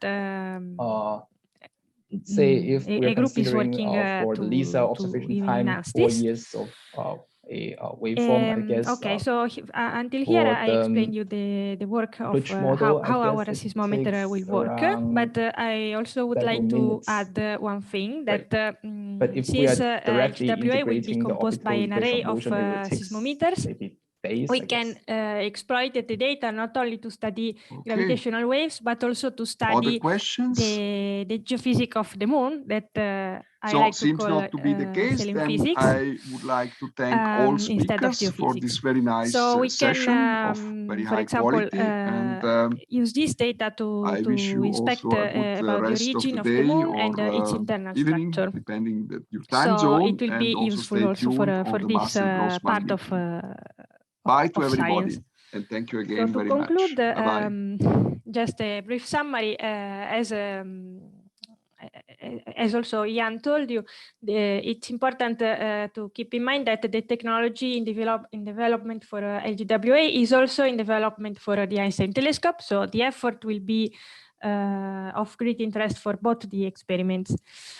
And moreover, the fact that we have a permanent shadow on the moon can allow us with a very natural and stable cryostat for the sensors, which can help us to improve the sensitivity.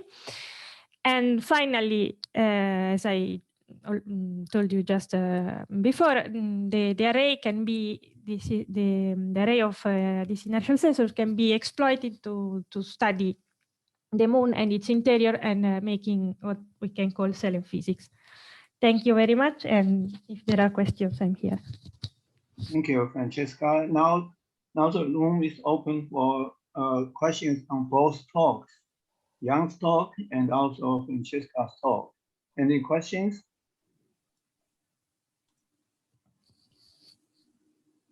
Could I ask question? Sure, Alexander.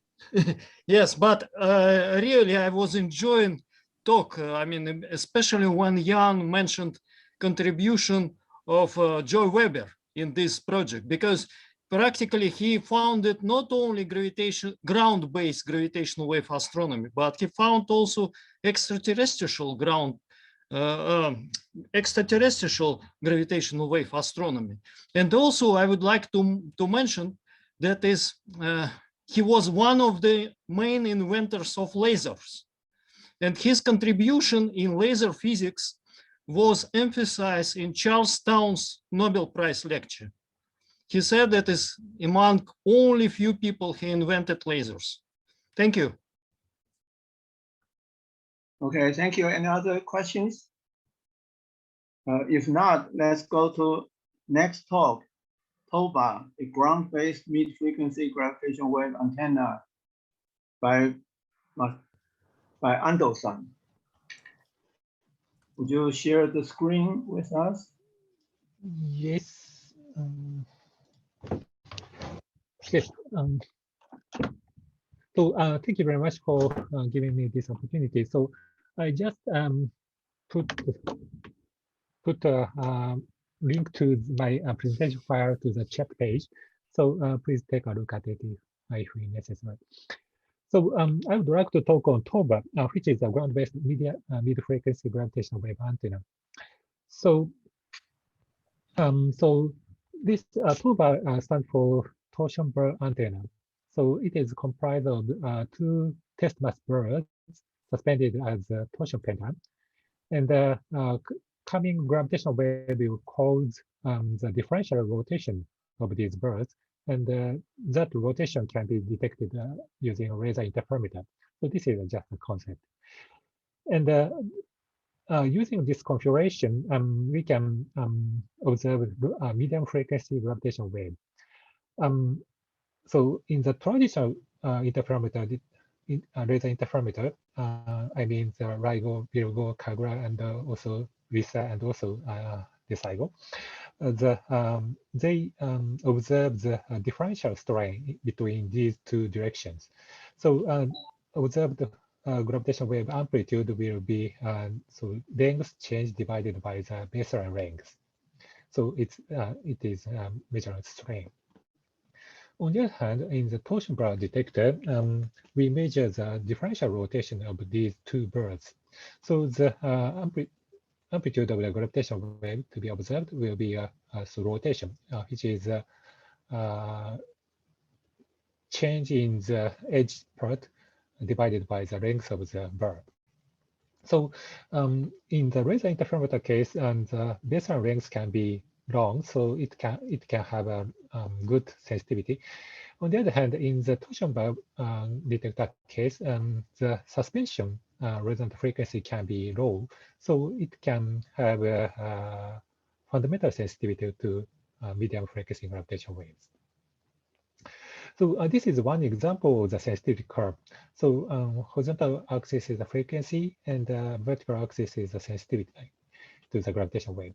And the white curve shows sensitivity to the gravitational wave, and it will have 10 to minus 19 per hertz at 1 hertz or 0.1 hertz frequency band.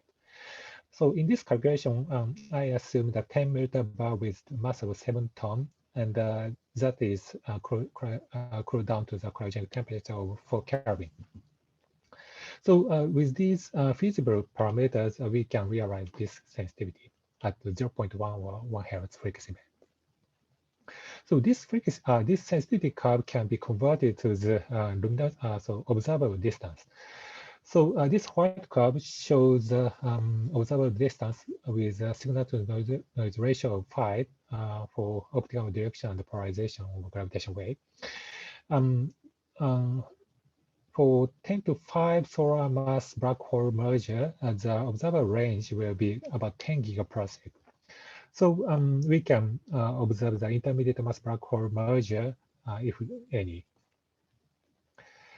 So this is a comparison with the other detectors. So this green curve shows the TOBA sensitivity curve, and it is worse than the LISA sensitivity or second generation or third generation terrestrial detectors.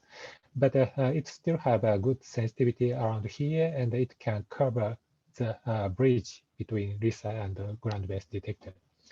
So advantage of TOBA is it is a ground-based detector, so the development cost and also schedule can be shortened. So we can realize this curve with easier efforts. As for the comparison, B-DeSigo sensitivity curve is shown here. So B-DeSigo is a laser interferometer at space, so it can have a very good sensitivity at this frequency band. So so for the alternate for the very good sensitivity space laser interferometer will be necessary. But anyway, TOBA can have a good sufficient sensitivity to detect some signal at this frequency band. So this is also a comparison for the other comparison in the observable distance. So TOBA's range is here, and it is much shorter than space detectors, but it can cover heavier mass black hole mergers. So, so from now on, I will talk on the development part. So we started the development from since 2009 or something like that, and we have a phase 1, phase 2 prototypes, and now we are developing a phase 3 prototype detector. The concept is that this is a cryogenic test, and the target sensitivity is 10 to minus 15 per hertz at 0.1 hertz. So we will have a 35 centimeter test mass birds, and it will be cooled down to the cryogenic temperature. So with this configuration, we can expect additional motivations. So torsion bar antenna is sensitive to the gravity gradient.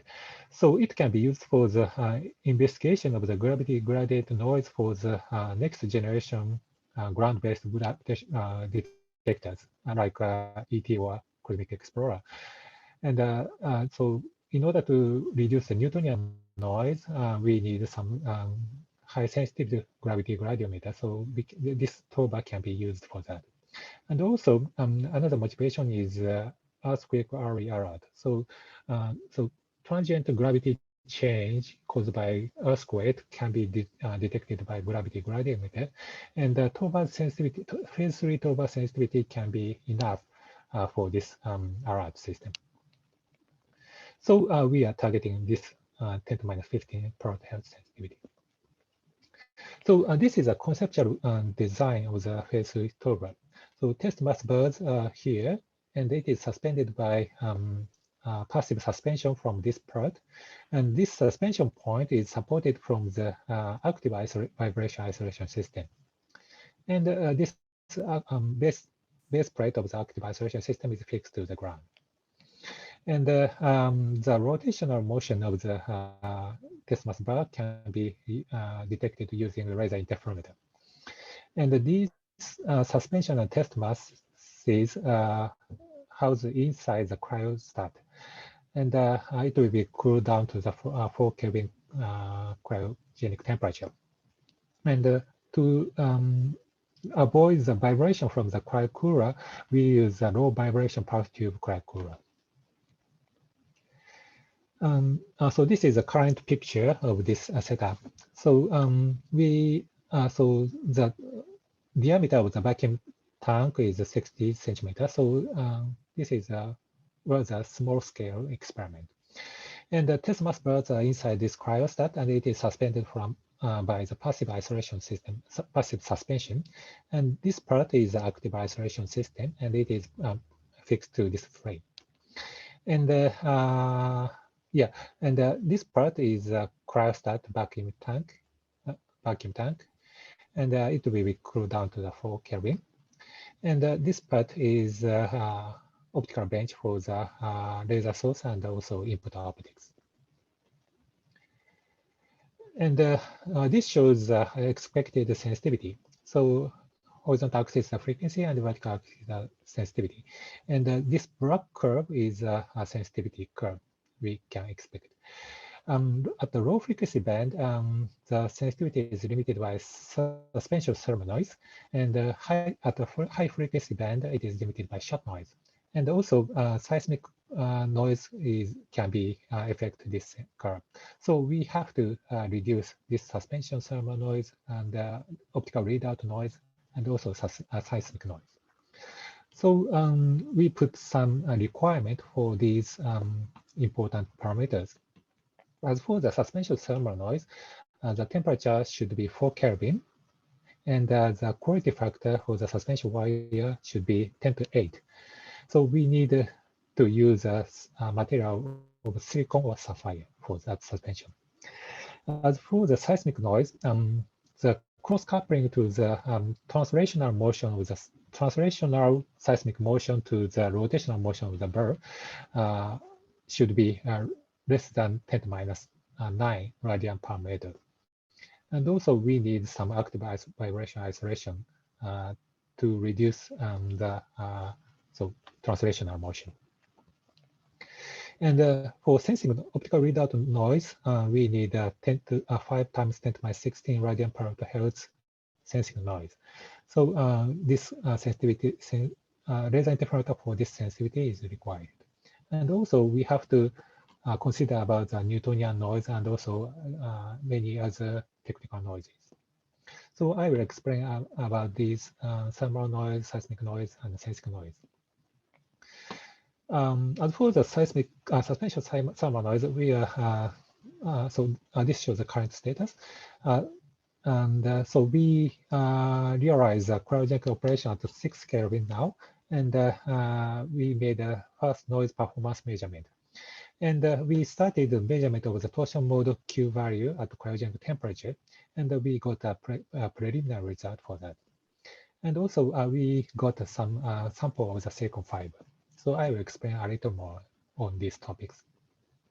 So about the design, so I already showed this figure. So test mass bar is here, and it is cooled down to the cryogenic temperature.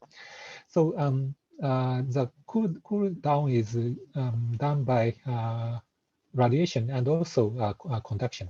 So we need some heat rings here for conductive cooling. So this is a photo of the heat ring, and this is a photo of the test mass bar. And with this configuration, and also with this photo, we realize a cryogenic operation at 6.1 Kelvin. This is a cool down curve, and the system is, so the test mass is cooled down to the cryogenic temperature in 10 days.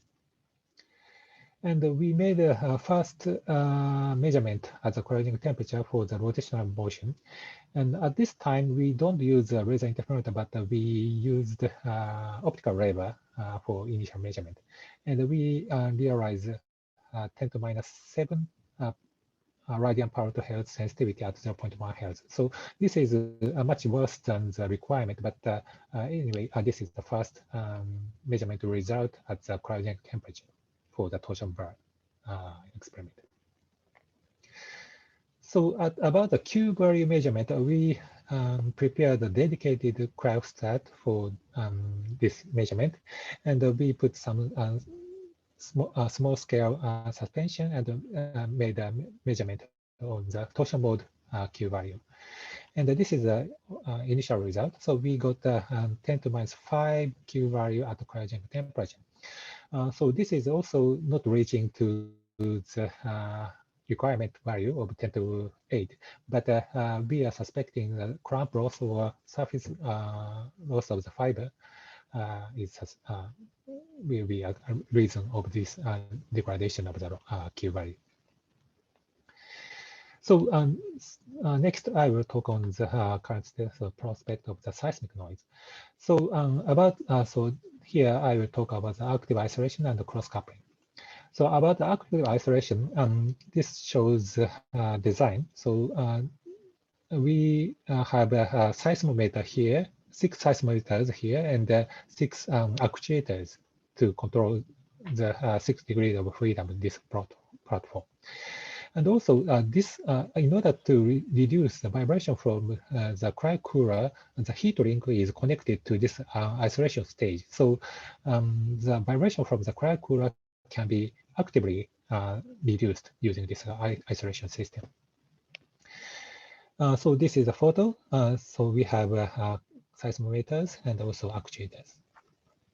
So this is the result. So so horizontal axis is frequency and vertical axis is displacement. And these thin curves are seismic noise level without active isolator. And these thick curve shows active with active isolation system turned on. So for example, this please take a look at this green curve green curves.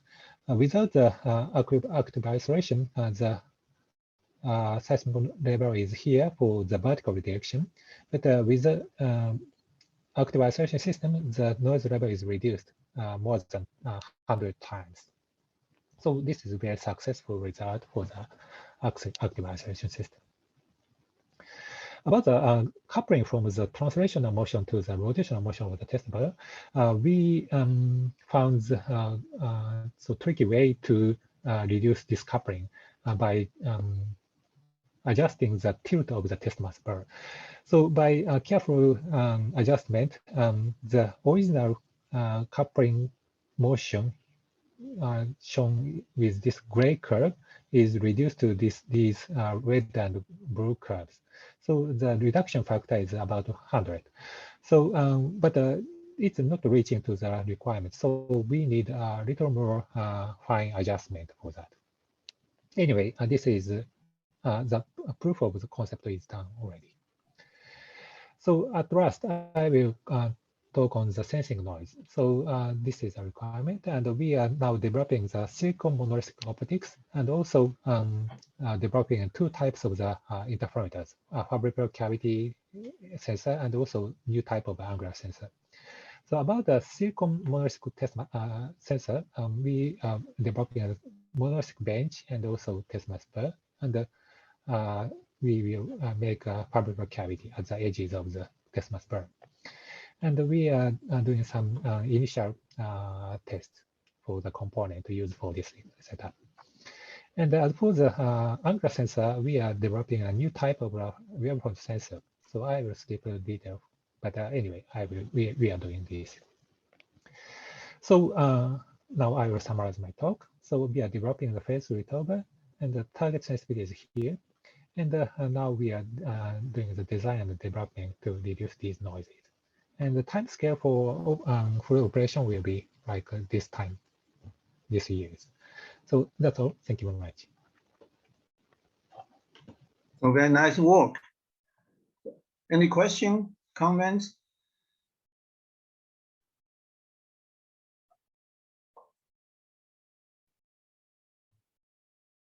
I guess the presentation was clear. So let's go to next talk. Thank you very much. Recent progress on Sega by Dongfeng Gao.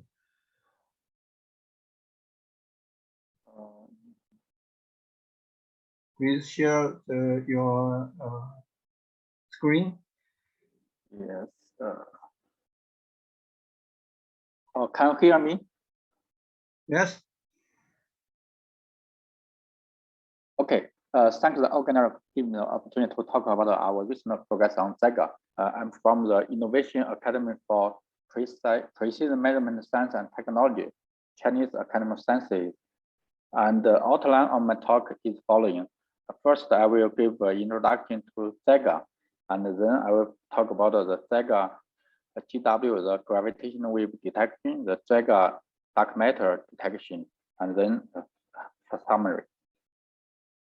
First, let's talk about what's Sega.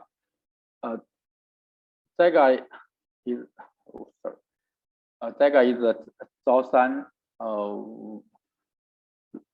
long baseline atom interferometer gravity antenna.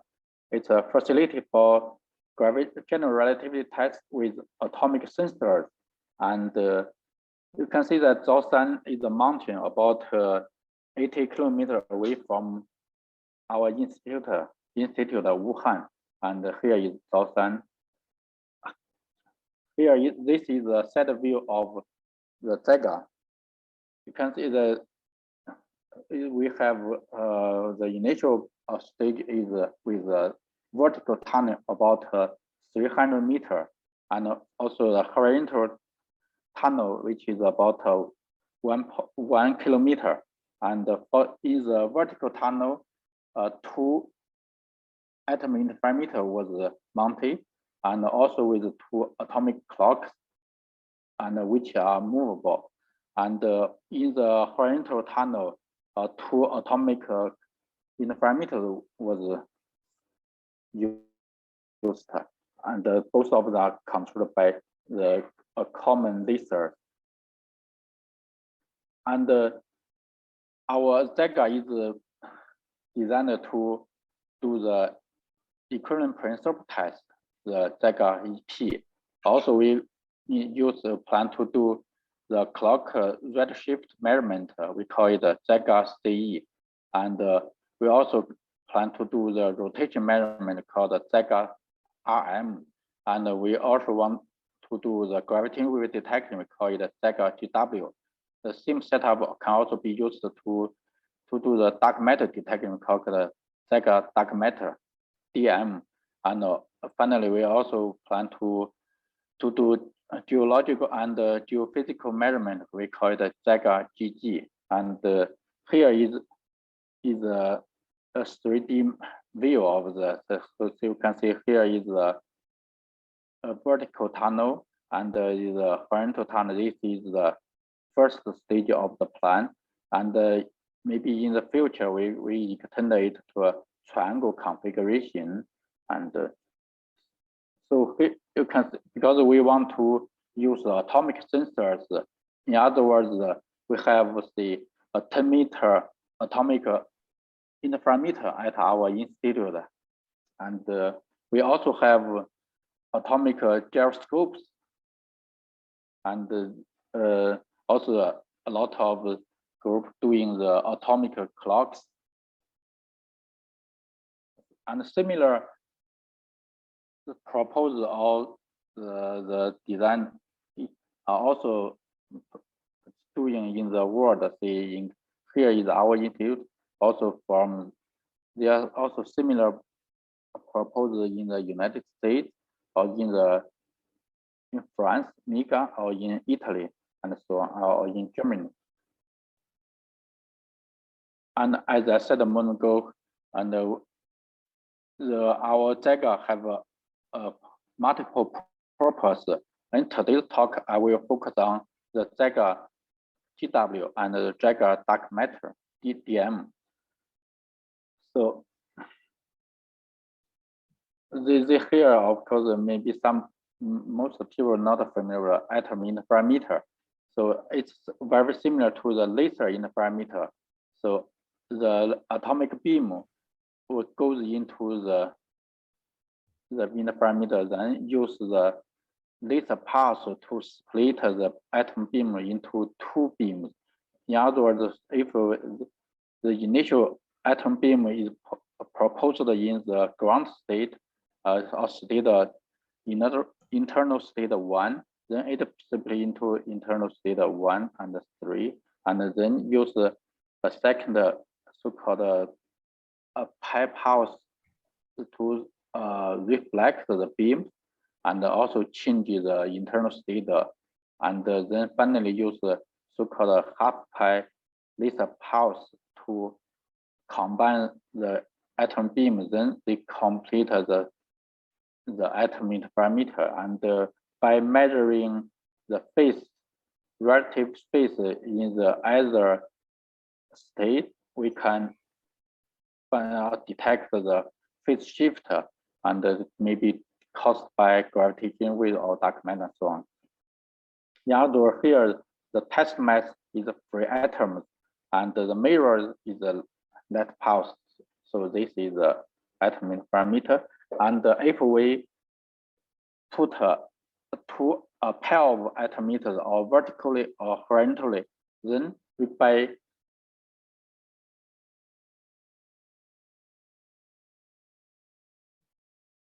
the two atom interferometers, we can measure for the gravity wave, the phase shift is given by this formula. And here the K effective K means is the KL is the wave vector for the laser, and the N is called the number of photon moment transfer. And so compare the large L is the distance between the two atomic parameters. So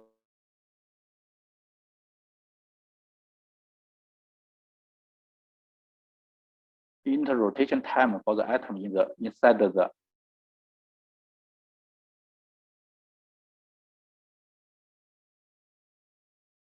So you can see that compared to the signals in laser interferometer, in our case, we have more freedom, degree of freedom to tune, like the KEF and the capital T, and so on, and also the number of photon moment transfer.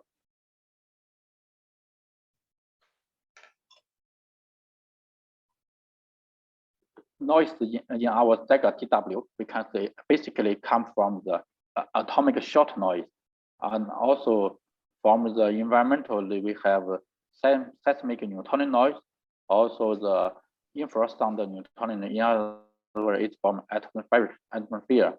And suppose we have the following technical parameter: the arm length is 1 kilometer, and the height of the atom interferometer is suppose is 5 meters. In our corresponding capital T is 1 second, and the number of photon moment transfer is 1,000, and the atomic flux is about 10 to 14 atoms per second, and the data taking frequency we take it to be 10 hertz, and we use the rubidium, and then the corresponding laser wavelength is 780 nanometer.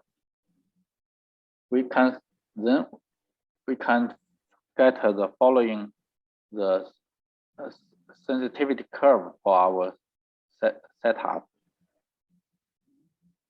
And since we are aiming at the middle frequency gravitational detection, so for that we know that the mean sources for this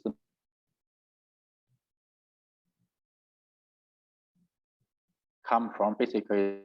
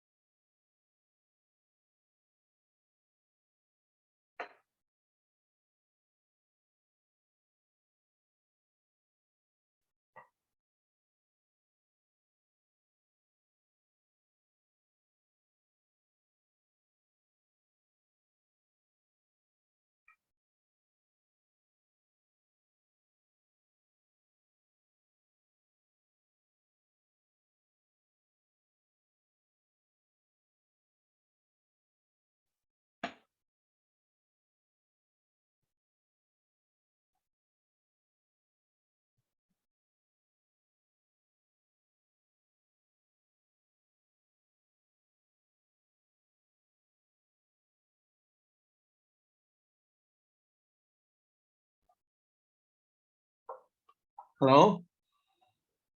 I don't see Dr. Gao's screen. Let me go to the next one. Let me go to the next one. He might have trouble with connection. But anyway, he's close to the end anyway. So now we have the next talk by Marek Lewinsky, Ion and the Edge, Gravitational Physics with Atom Interferometry. Would you please share your window? Of course.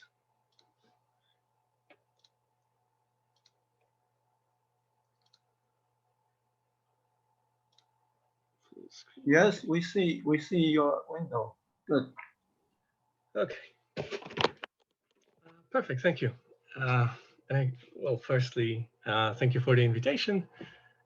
So I will very briefly describe gravitational wave physics that we can do with atom interferometry in those projects called AEON and EDGE. Okay, so maybe as a very broad motivation / introduction, this is the landscape of gravitational wave experiments that we hope to have in a couple of years. So I will typically be using the abundance of gravitational waves because I usually work on cosmology mostly. So this is the abundance as a function of frequency. And as was mentioned already in the talks, we have several experiments that are working already, several pulsar timing arrays, and of course LIGO. But all of this will be, as you see in the plot, surpassed rather quickly. Well, let's say in the frame of 10 years. So we'll have next generation Einstein telescope. LISA will launch in 2034. And of course, our aim is to look at the mid-band frequency between the two.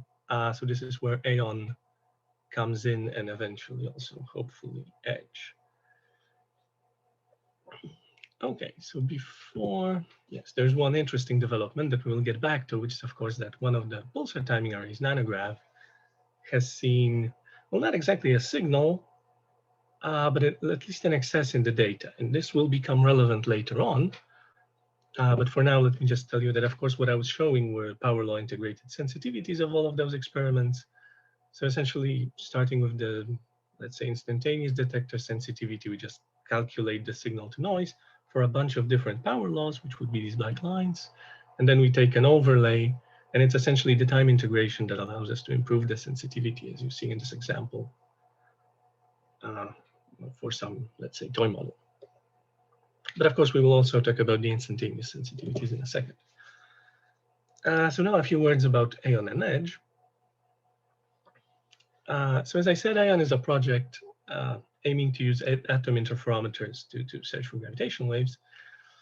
It is in a way similar to other experiments using atom interferometry that were mentioned previously. So I'll not discuss the, let's say, very basic parts of the idea, but well, the main difference is that firstly, we are aiming to use strontium atoms. And secondly, the whole design of the detector is vertical. So, well, as in this plot here, effectively, we will have atom firstly, atom sources that will produce and launch the cloud. Then we perform atom interferometry on it as it falls back. And of course, there is the LMT laser, which is shared between all the sources. Depending on the length of the experiment, we hope to have more and more sources because having more sources improves the sensitivity. But of course, the main idea is that, of course, if gravitational wave, if a gravitational wave passes through the experiment, well, it will leave an imprint on the length of the detector, and that will be measured through our atom interferometry. Okay, so let's say brief timeline is that currently ION 10 is being built in Oxford. This is just a 10-meter version of the experiment, which is more of a prototype to, well, check the very fundamental idea. So those are the parameters for this very initial stage. So ION collaboration has actually already started and ION 10 is being built. Next up, we hope to have ion 100 meters, which would have a 100-meter shaft and at least 3 detectors in it. Well, hopefully also in a couple of years, for which ion 10 is essentially R&D. But as you see, the parameters will keep improving over time. So of course, the length will be bigger, but also we hope to be able to mitigate the laser noise more, and of course, increase LMT. And then the final goal of this project, at least of the AON part, is the kilometer scale device. So the length is of order of a kilometer. Again, the sensitivities are better. Maybe I should explain that AON actually stands for Atom Interferometer Observatory and Network. The network part comes in because, well, once the technology is developed, producing those single atom sources and detectors should not be very expensive. And so it should be possible to place more than one of them, provided we can just find appropriate shafts around the world. It would, of course, also improve the sensitivity. In fact, there is at least one other experiment, MAGIS, which was also mentioned before as Stanford, which is using a design very similar to this one. It's a sibling experiment, you would say. They're actually a little bit further ahead.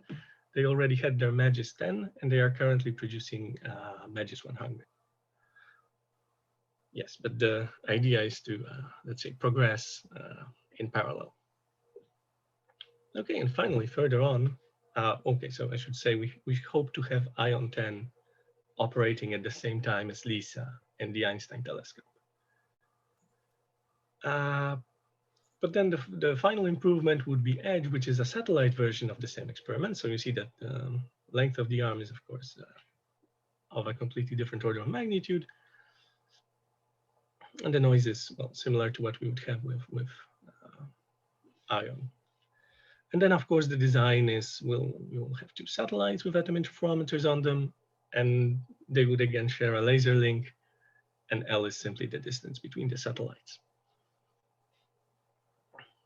Okay, so moving on, this is sensitivity to binary mergers. So of course, this is always shown in characteristic strain. So, well, of course, we have sensitivities of all the experiments. The lines here show the strain produced by an equal mass binary for Z depending on the color. And the interesting thing is that, well, parts of this line are produced at different times, of course. So this is the final merger that LIGO typically observes now. This is what we see mostly, but there is also the inspiral part, which will, as you see, last for a long time as the binary tightens slowly before the final merger. So maybe this is, in a sense, the most interesting part, that as you see for, say, 10 to the 4 solar mass black holes, ion in the mid-frequency band will be able to see mergers of binaries that LISA will be observing for a long time, but cannot actually see merge. And conversely, we will be able to identify binaries as they are in spiral that will then eventually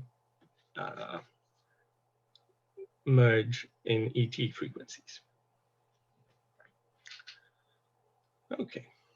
So this is the takeaway from this plot. There is also, of course, so this is the usual signal to noise equal to 10 at a given experiment.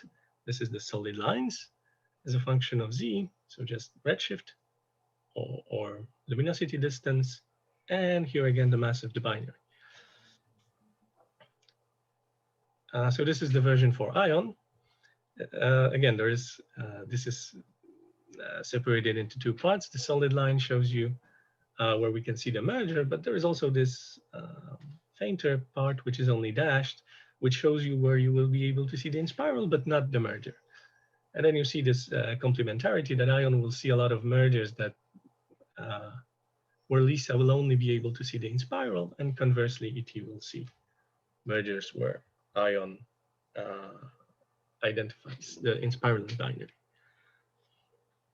And then, of course, EDGE would mark a significant improvement, but essentially all of them allow us to see to redshifts of order of 100, which, well, hopefully will be enough to tell whether a whether the given population was produced by inflation, so these are primordial black holes or astrophysical black holes. Okay. So now moving on to early universe sources. Well, of course, here the main gain we have is that gravitational waves just propagate freely, so we can look back at times much before those that we can probe with usual light sources. Well, because the universe only becomes opaque when the CMB is produced. Okay, so there are at least a few of those sources I will mention too. So first, gravitational waves from a phase transition. So this is something that's, let's say, gathering more and more interest as time goes by, and our estimates for the signal are also improving. But essentially still, it's not actually clear what the main production mechanism will be. There are a couple of possibilities, just the collision of bubbles, those vacuum bubbles that will grow and eventually collide with other bubbles to finish the first order phase transition. Sound waves, so plasma shells that those bubbles will push around them, or turbulence, which develops later on as those plasma shells continue propagating after the transition has finished. So firstly, there is, of course, this overarching theme of higher temperature equals higher frequency, and this is shown here. So this is the temperature of the transition. If it's 100 GeV, as you well know, it will end up being mostly in LISA frequencies. But if it's higher, say 10 TeV, then ion would be, or mid-frequency band is the most appropriate one. And finally, for even higher heating temperatures or higher scale transitions, LIGO or ET would be the best to see the peak. Now, another important thing is that you see the signal does not necessarily have to be trivial. Indeed, here what we see is that there are at least two sources of sound waves. This is the dot dashed line, and the dashed line is produced by turbulence. In practice, the modeling here is, let's say, still imperfect, so it's not clear whether what the interplay between the two would be. But this is where the experiments come in. Essentially, what I'm trying to say is that we really need to measure the slopes of those lines as far as possible to be able to tell what the mechanism producing the gravitational waves was, other than just saying that there was a phase transition at some point. Okay, so this is the first source. And the other one that I want to mention is cosmic strings. So these, again, can be produced in a phase transition. The only thing we need essentially is to break a U1 symmetry that would produce non-trivial vacuum configurations, which, yes, those are just essentially localized energy. And again, this just produces a network of those cosmic strings for us. So these are topological defects, which are very nice because they actually follow a scaling regime for most of the revolution. And this is because they can, well, whenever they intercommute, they produce closed loops. So they never tend to overgrow. They actually follow the total energy density with some very small fraction occupied because they lose energy into producing loops, and those loops then decay into gravitational waves. So this is a very nice source for us because the main result of the network being there would be a very characteristic background of gravitational waves, which looks like the black lines here. So in the vanilla model, there's just one free parameter that we have, which is, well, the mass per unit length of the string. That would be mu times Newton constant. So this is the very typical variable people use, but it can also be described as the energy scale of the breaking of the U1 symmetry. So as you see, the scales are pretty high, 4 times 10 to the power 13, and in the, let's say, interesting range of parameters, 4 times 10 to the power 10. So this is high energy new physics that we won't really probe otherwise than cosmologically. But there is a range of possibilities, and this is, of course, where the nanograph signal that I mentioned comes in, because you see that indeed cosmic strings would make a pretty nice fit. So this is how that fit looks like. Maybe I should also say that, of course, the signal that nanograph sees, or, well, the excess that nanograph sees, could also very well be produced by supermassive black hole binaries. If that was the case, we will just see a, well, f to the power 2/3 power law going into the LISA frequency band and collisions of the supermassive black hole binaries somewhere in the LISA band. But cosmic strings actually also provide a very good fit. As you see, 1 sigma and 2 sigma, and these are the possible, well, between those lines, there are spectra that fit within 1 and 2 sigma. And as you see, it will be very easy to confirm that in those future experiments, but not necessarily LIGO. Okay, so here you have the values of G mu that are of interest to us, but this is well, this is important for model building, but maybe not necessarily for the, let's say, other experimental prospects, because this is not where the story ends. Of course, there's a whole lot more we can learn, even if a signal like that will be there, other than there are cosmic strings. And this is because, as I said, cosmic strings follow the evolution of the universe. So whenever something that changes the expansion occurs, we will see that in the cosmic string spectrum. Just as an example here, so what we do here is we add, well, a number of new degrees of freedom, and this line shows you what happens with the spectrum. So this is the black line is the spectrum with no new degrees of freedom, and then we add 100 MeV, 1 GeV, 10 GeV, and so on, and it just would produce a step in the observed spectrum. Okay, which, as you see, conveniently falls into the range which we could probe with LISA, ION, and ET. So the question is, what range could we really probe? Oh, maybe I should also mention that, as you see, well, this step looks somewhat characteristic. Of course, if anything more dramatic happens, say early matter domination period, well, there would also be a characteristic signal for it, and we could definitely tell which one it was, especially given that the signal is so strong. And another comment is that even though I put in G star, changing G star equal to 100, again, because the signal is so strong, we expect that we could have hope of checking even a single new degree of freedom. Because as you see, well, the signal would be orders of magnitude above what our experiments can do in those frequency beams. Okay, so this is the range of frequencies or temperatures that we can probe.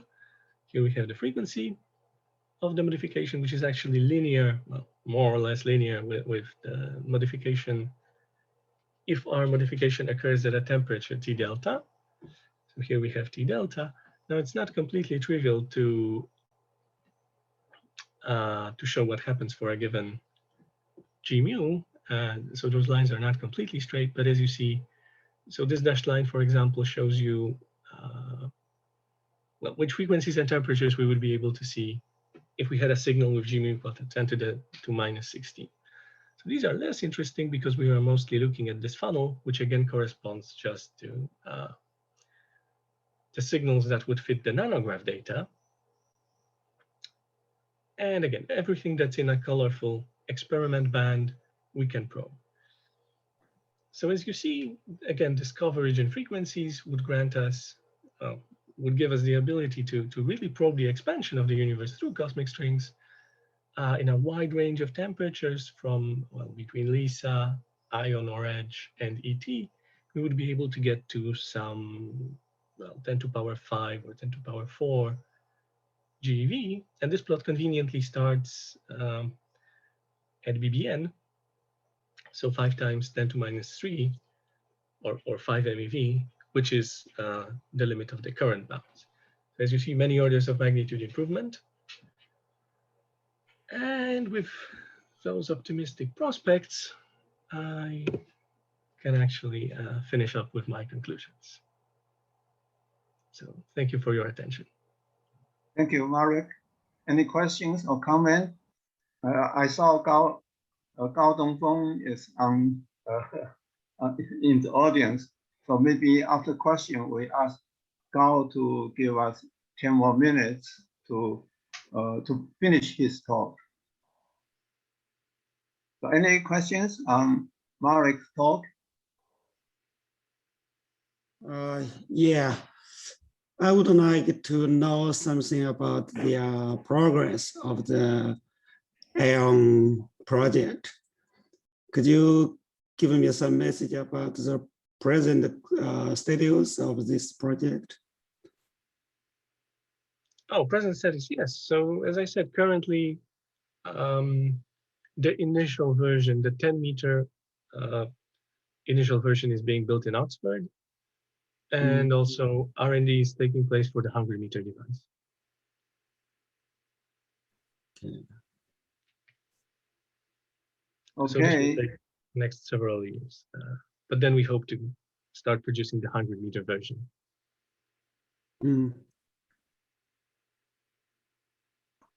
Okay, thank you, Marek. So let's continue with Gao's talk. And he has time until 25 minutes of this hour, no more, because we have our last talk by Kawamura-san. He should have 20 minutes. Okay. Can you hear me? Yes, yes, good. So you are back. Oh, sorry for my very bad internet connection. So I will continue my talk. And so our GW will fill the gap between LEGO and LISA in area the middle frequency GW detection. And the same setup can also be used to detect the dark matter. And as we know, there is no direct evidence for the dark matter existence. So our setup can be used to detect or search the dark matter in this range, in order the so-called ultralight dark matter with mass from 10 to minus 24 eV to 10 to minus 3 EV and so on. So let's work at the popular circular dark matter model, and as we know, assume a linear interaction between the dark matter field and the standard model field. And here, this dg, dme, de, and other dme mu and dmd are the coupling constant between the dark matter field and the standard model field. And our purpose is to detect or constrain whether this coupling constant is 0 or not. If they are 0, then really exists this kind of dark matter field. And since we are dealing with not the standard model particle as a quark gluon, and instead we deal with atoms, so we have to also write a phenomenological action derived from this macroscopic action, which are given as following. And Ma is the mass of the atom for the atoms, and this alpha A is so-called the dark matter charge for this atom A, and they are given by the following formulas. And since our experiments are done on the Earth, so we also beyond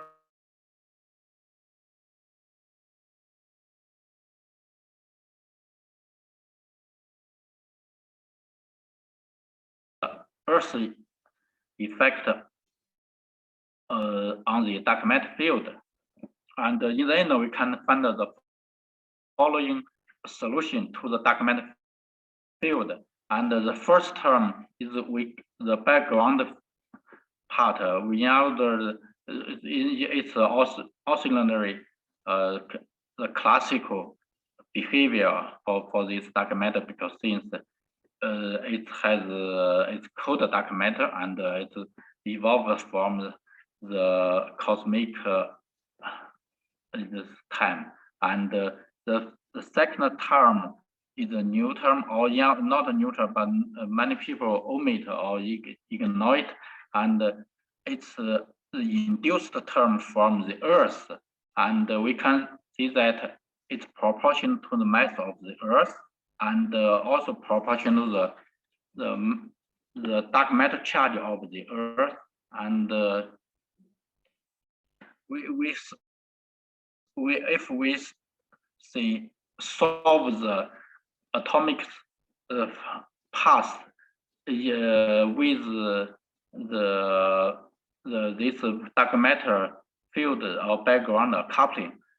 Then, and we can see that the dark matter induced phase shift for this vertical atom interferometer pair can be written as the following. And the first two terms come from the dark matter effect on the atomic mass and the dark matter effect on the Earth.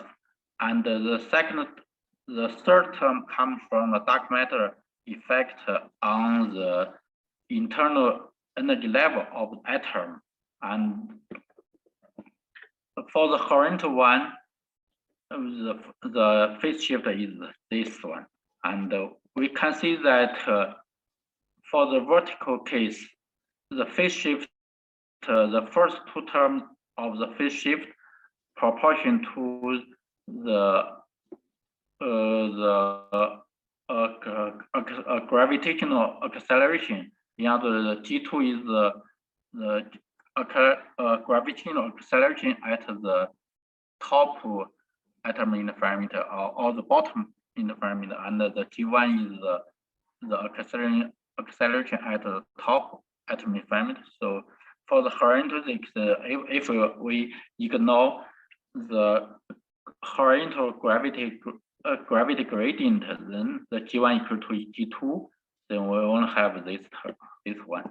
So if we use the following parameter technical proposed technical parameter, we can draw the following constraint on the corresponding coupling constant.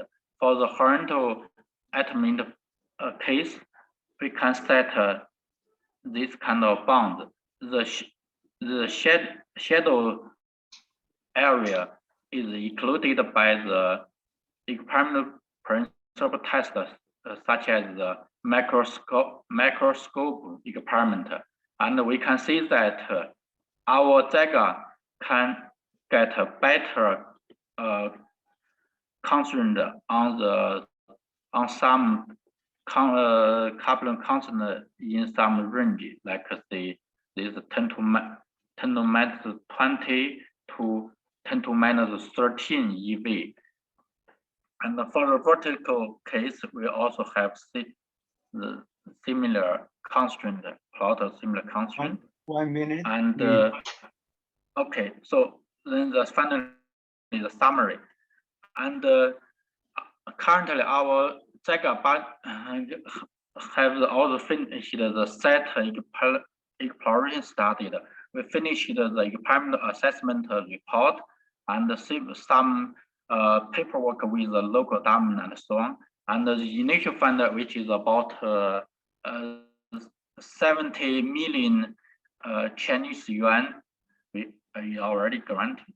And we plan to do in the next 5 years. We plan to do the Sega EP, Sega CE, Sega RM, Sega dark matter, and Sega GG experiment.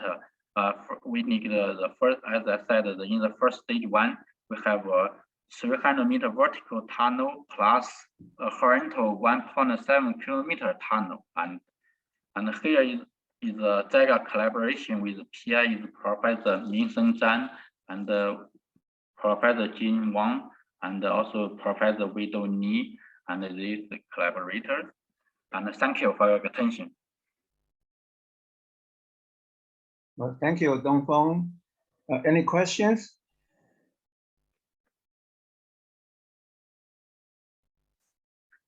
If not, let's go to the last talk. It's the first proposal on the middle frequency gravitational wave detection by Kawamura-san, space gravitational wave antenna D-cycle and the B D-cycle.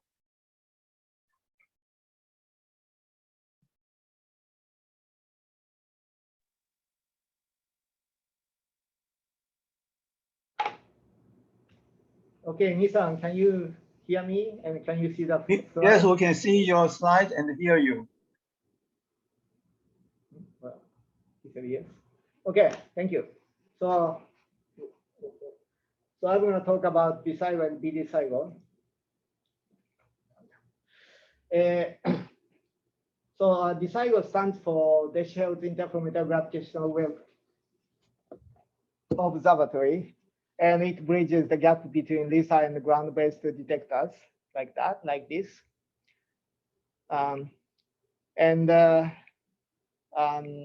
This frequency range between 0.1 hertz and 1 hertz, the confusion limiting noise is very low, so we can attain extremely high sensitivity.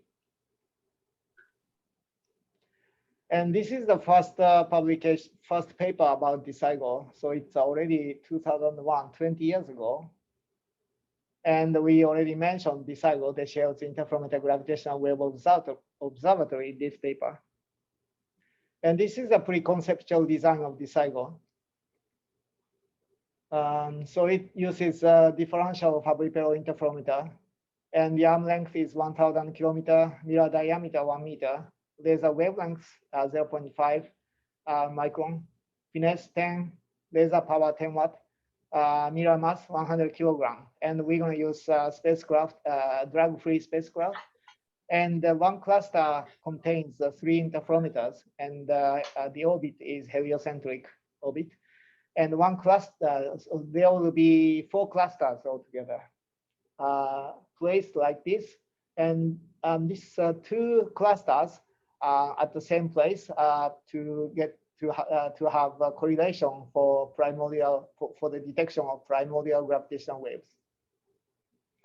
And this is the target sensitivity and the aimed science of DCIGO. So first, this is the target sensitivity of one cluster, and this is the frequency and the strain. So you can see that between about 0.1 hertz and 10 hertz, the target sensitivity is slightly better than 10 to the minus 23 per square root of hertz. And this is the target sensitivity of 2 clusters with the correlation taken for 3 years. And we can do a lot of things. And I will introduce a few of the science targets. So first, this is the acceleration of the universe, expansion of the universe. So assume that we have neutron star binary here at the z of 1. And because the universe is expanding, we can see this red-shifted gravitational wave signal with the DCIGO.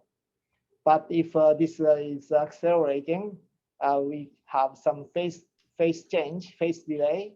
And this phase delay is about 1 second for 10 years. So if we can measure this one, we can directly measure the acceleration of the expansion of the universe. And this is a DCIGO and gamma ray burst. So we can predict neutron star coalescence up to z of 1, even 5 years before coalescence. So expected event rate is surprisingly 10 to the 6 per year. So it means that 300 per day. And angular accuracy is very good, 1 arc second. And assuming that the short gamma ray burst comes from neutron star coalescence, which is very likely, and also assuming 1/30th of a short gamma ray burst can be detected because of the beaming effect, the expected event rate is 10 per day.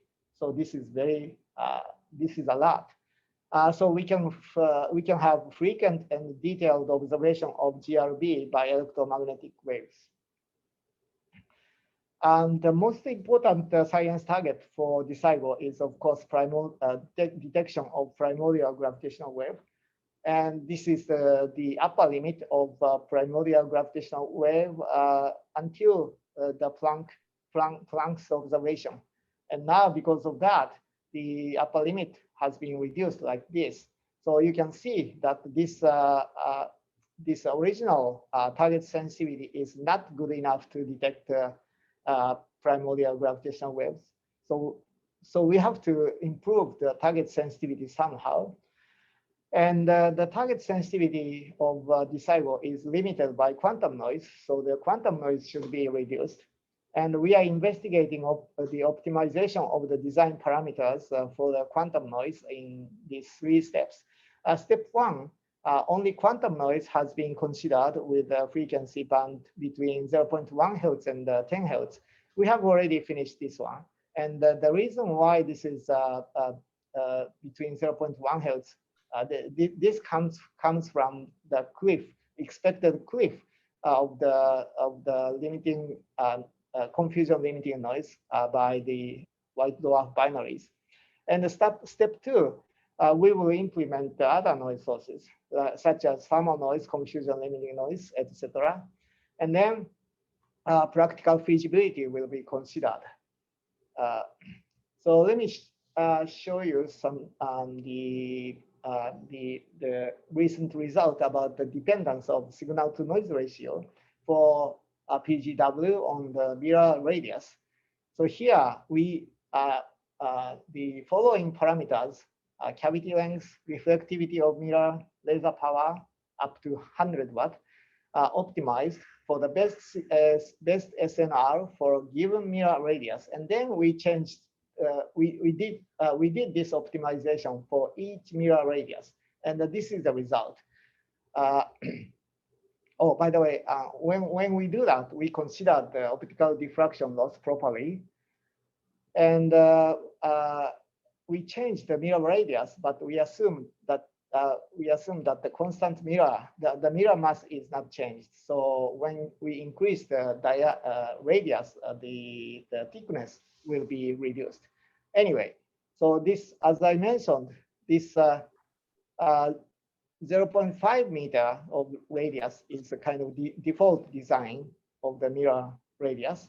And you can see this red curve is signal to noise ratio. And you can see this signal to noise ratio with the default design is not very good, less than 10. I forgot the exact number, but anyway, so you can see that when we increase the mirror radius up to 1 meter, like twice big as the current default design, we can improve the first. We can you can see now this blue curve.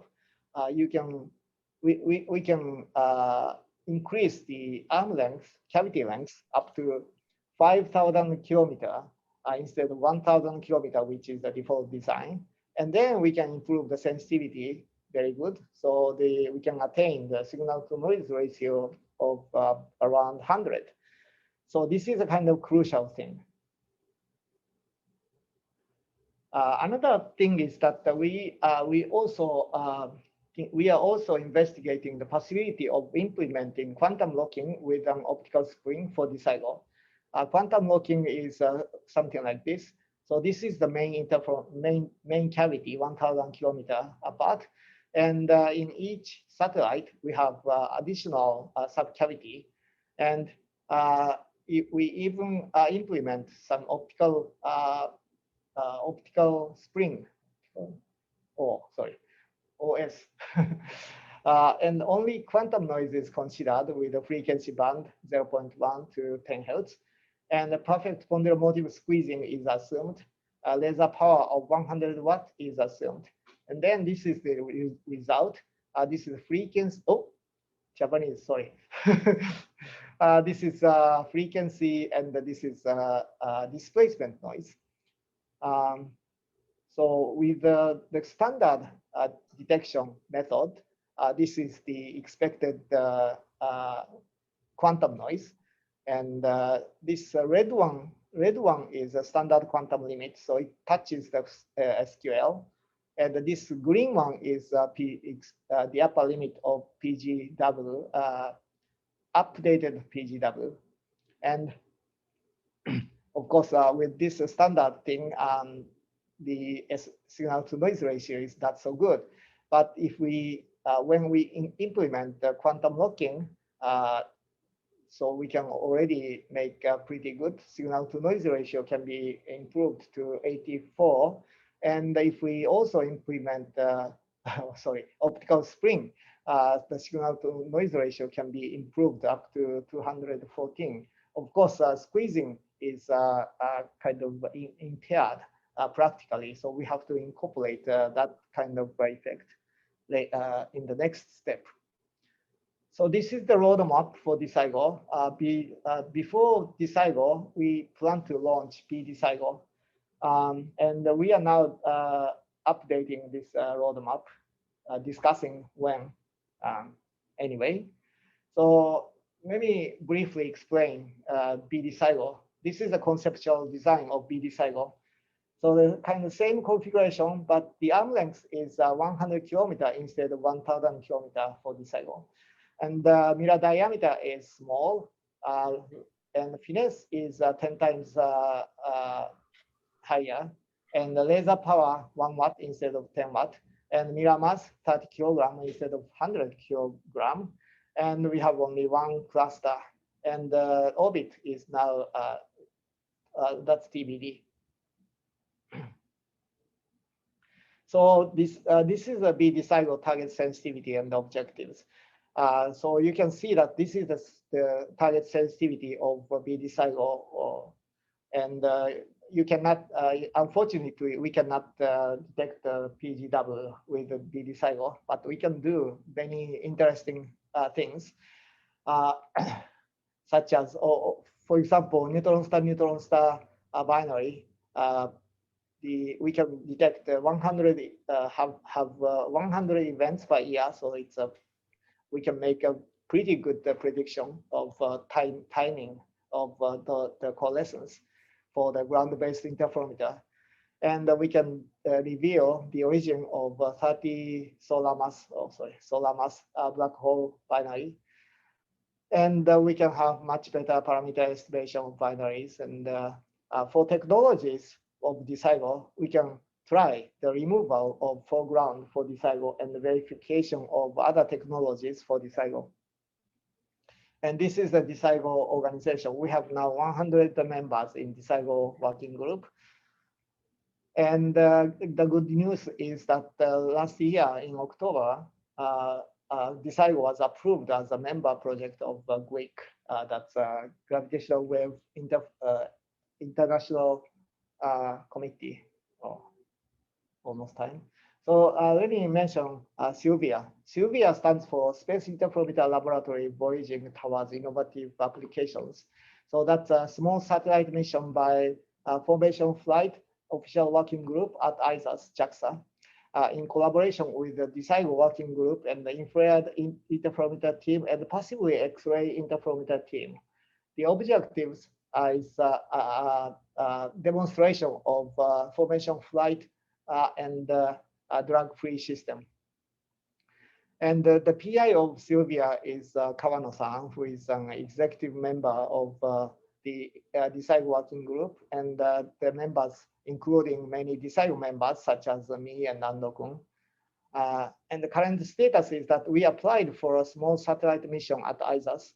And last year in August, it was the SILVIA was approved to proceed to prephase A1B, idea implementation process.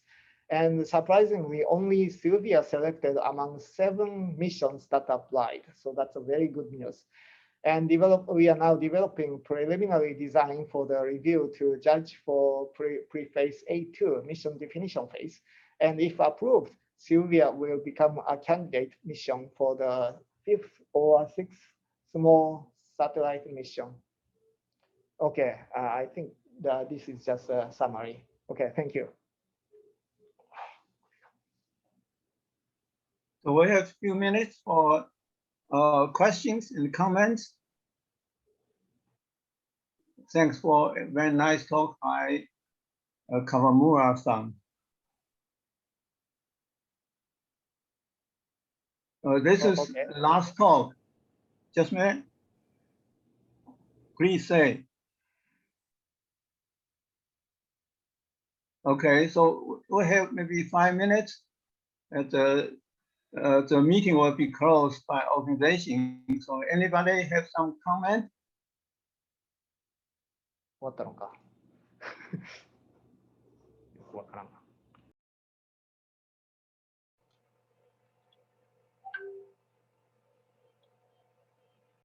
Okay, so if you have some comment, Marek? Okay, so if not, if I may, I wanted to ask, sure. What is the time frame for the Sylvia mission? And conversely, how would that, well, what could be the time frame for BD SIGO? Okay, I'm not sure whether I can mention this or not, but we are aiming at something like the earliest time for Sylvia launch is 2027 or so.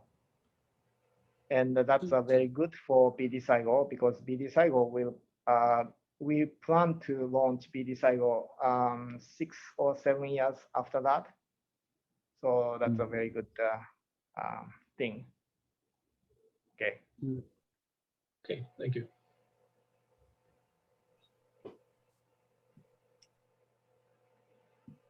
Okay, so if we don't have any questions, let's thank everybody here and let's close the meeting. Thank you. Thank you, Daniele Grigoris. Thank you. Thank you. Thank you, Professor Lee. Thank you very much. See you. See you. See you. See you. Thank you. Goodbye. See you. Goodbye. Bye. Bye. Bye.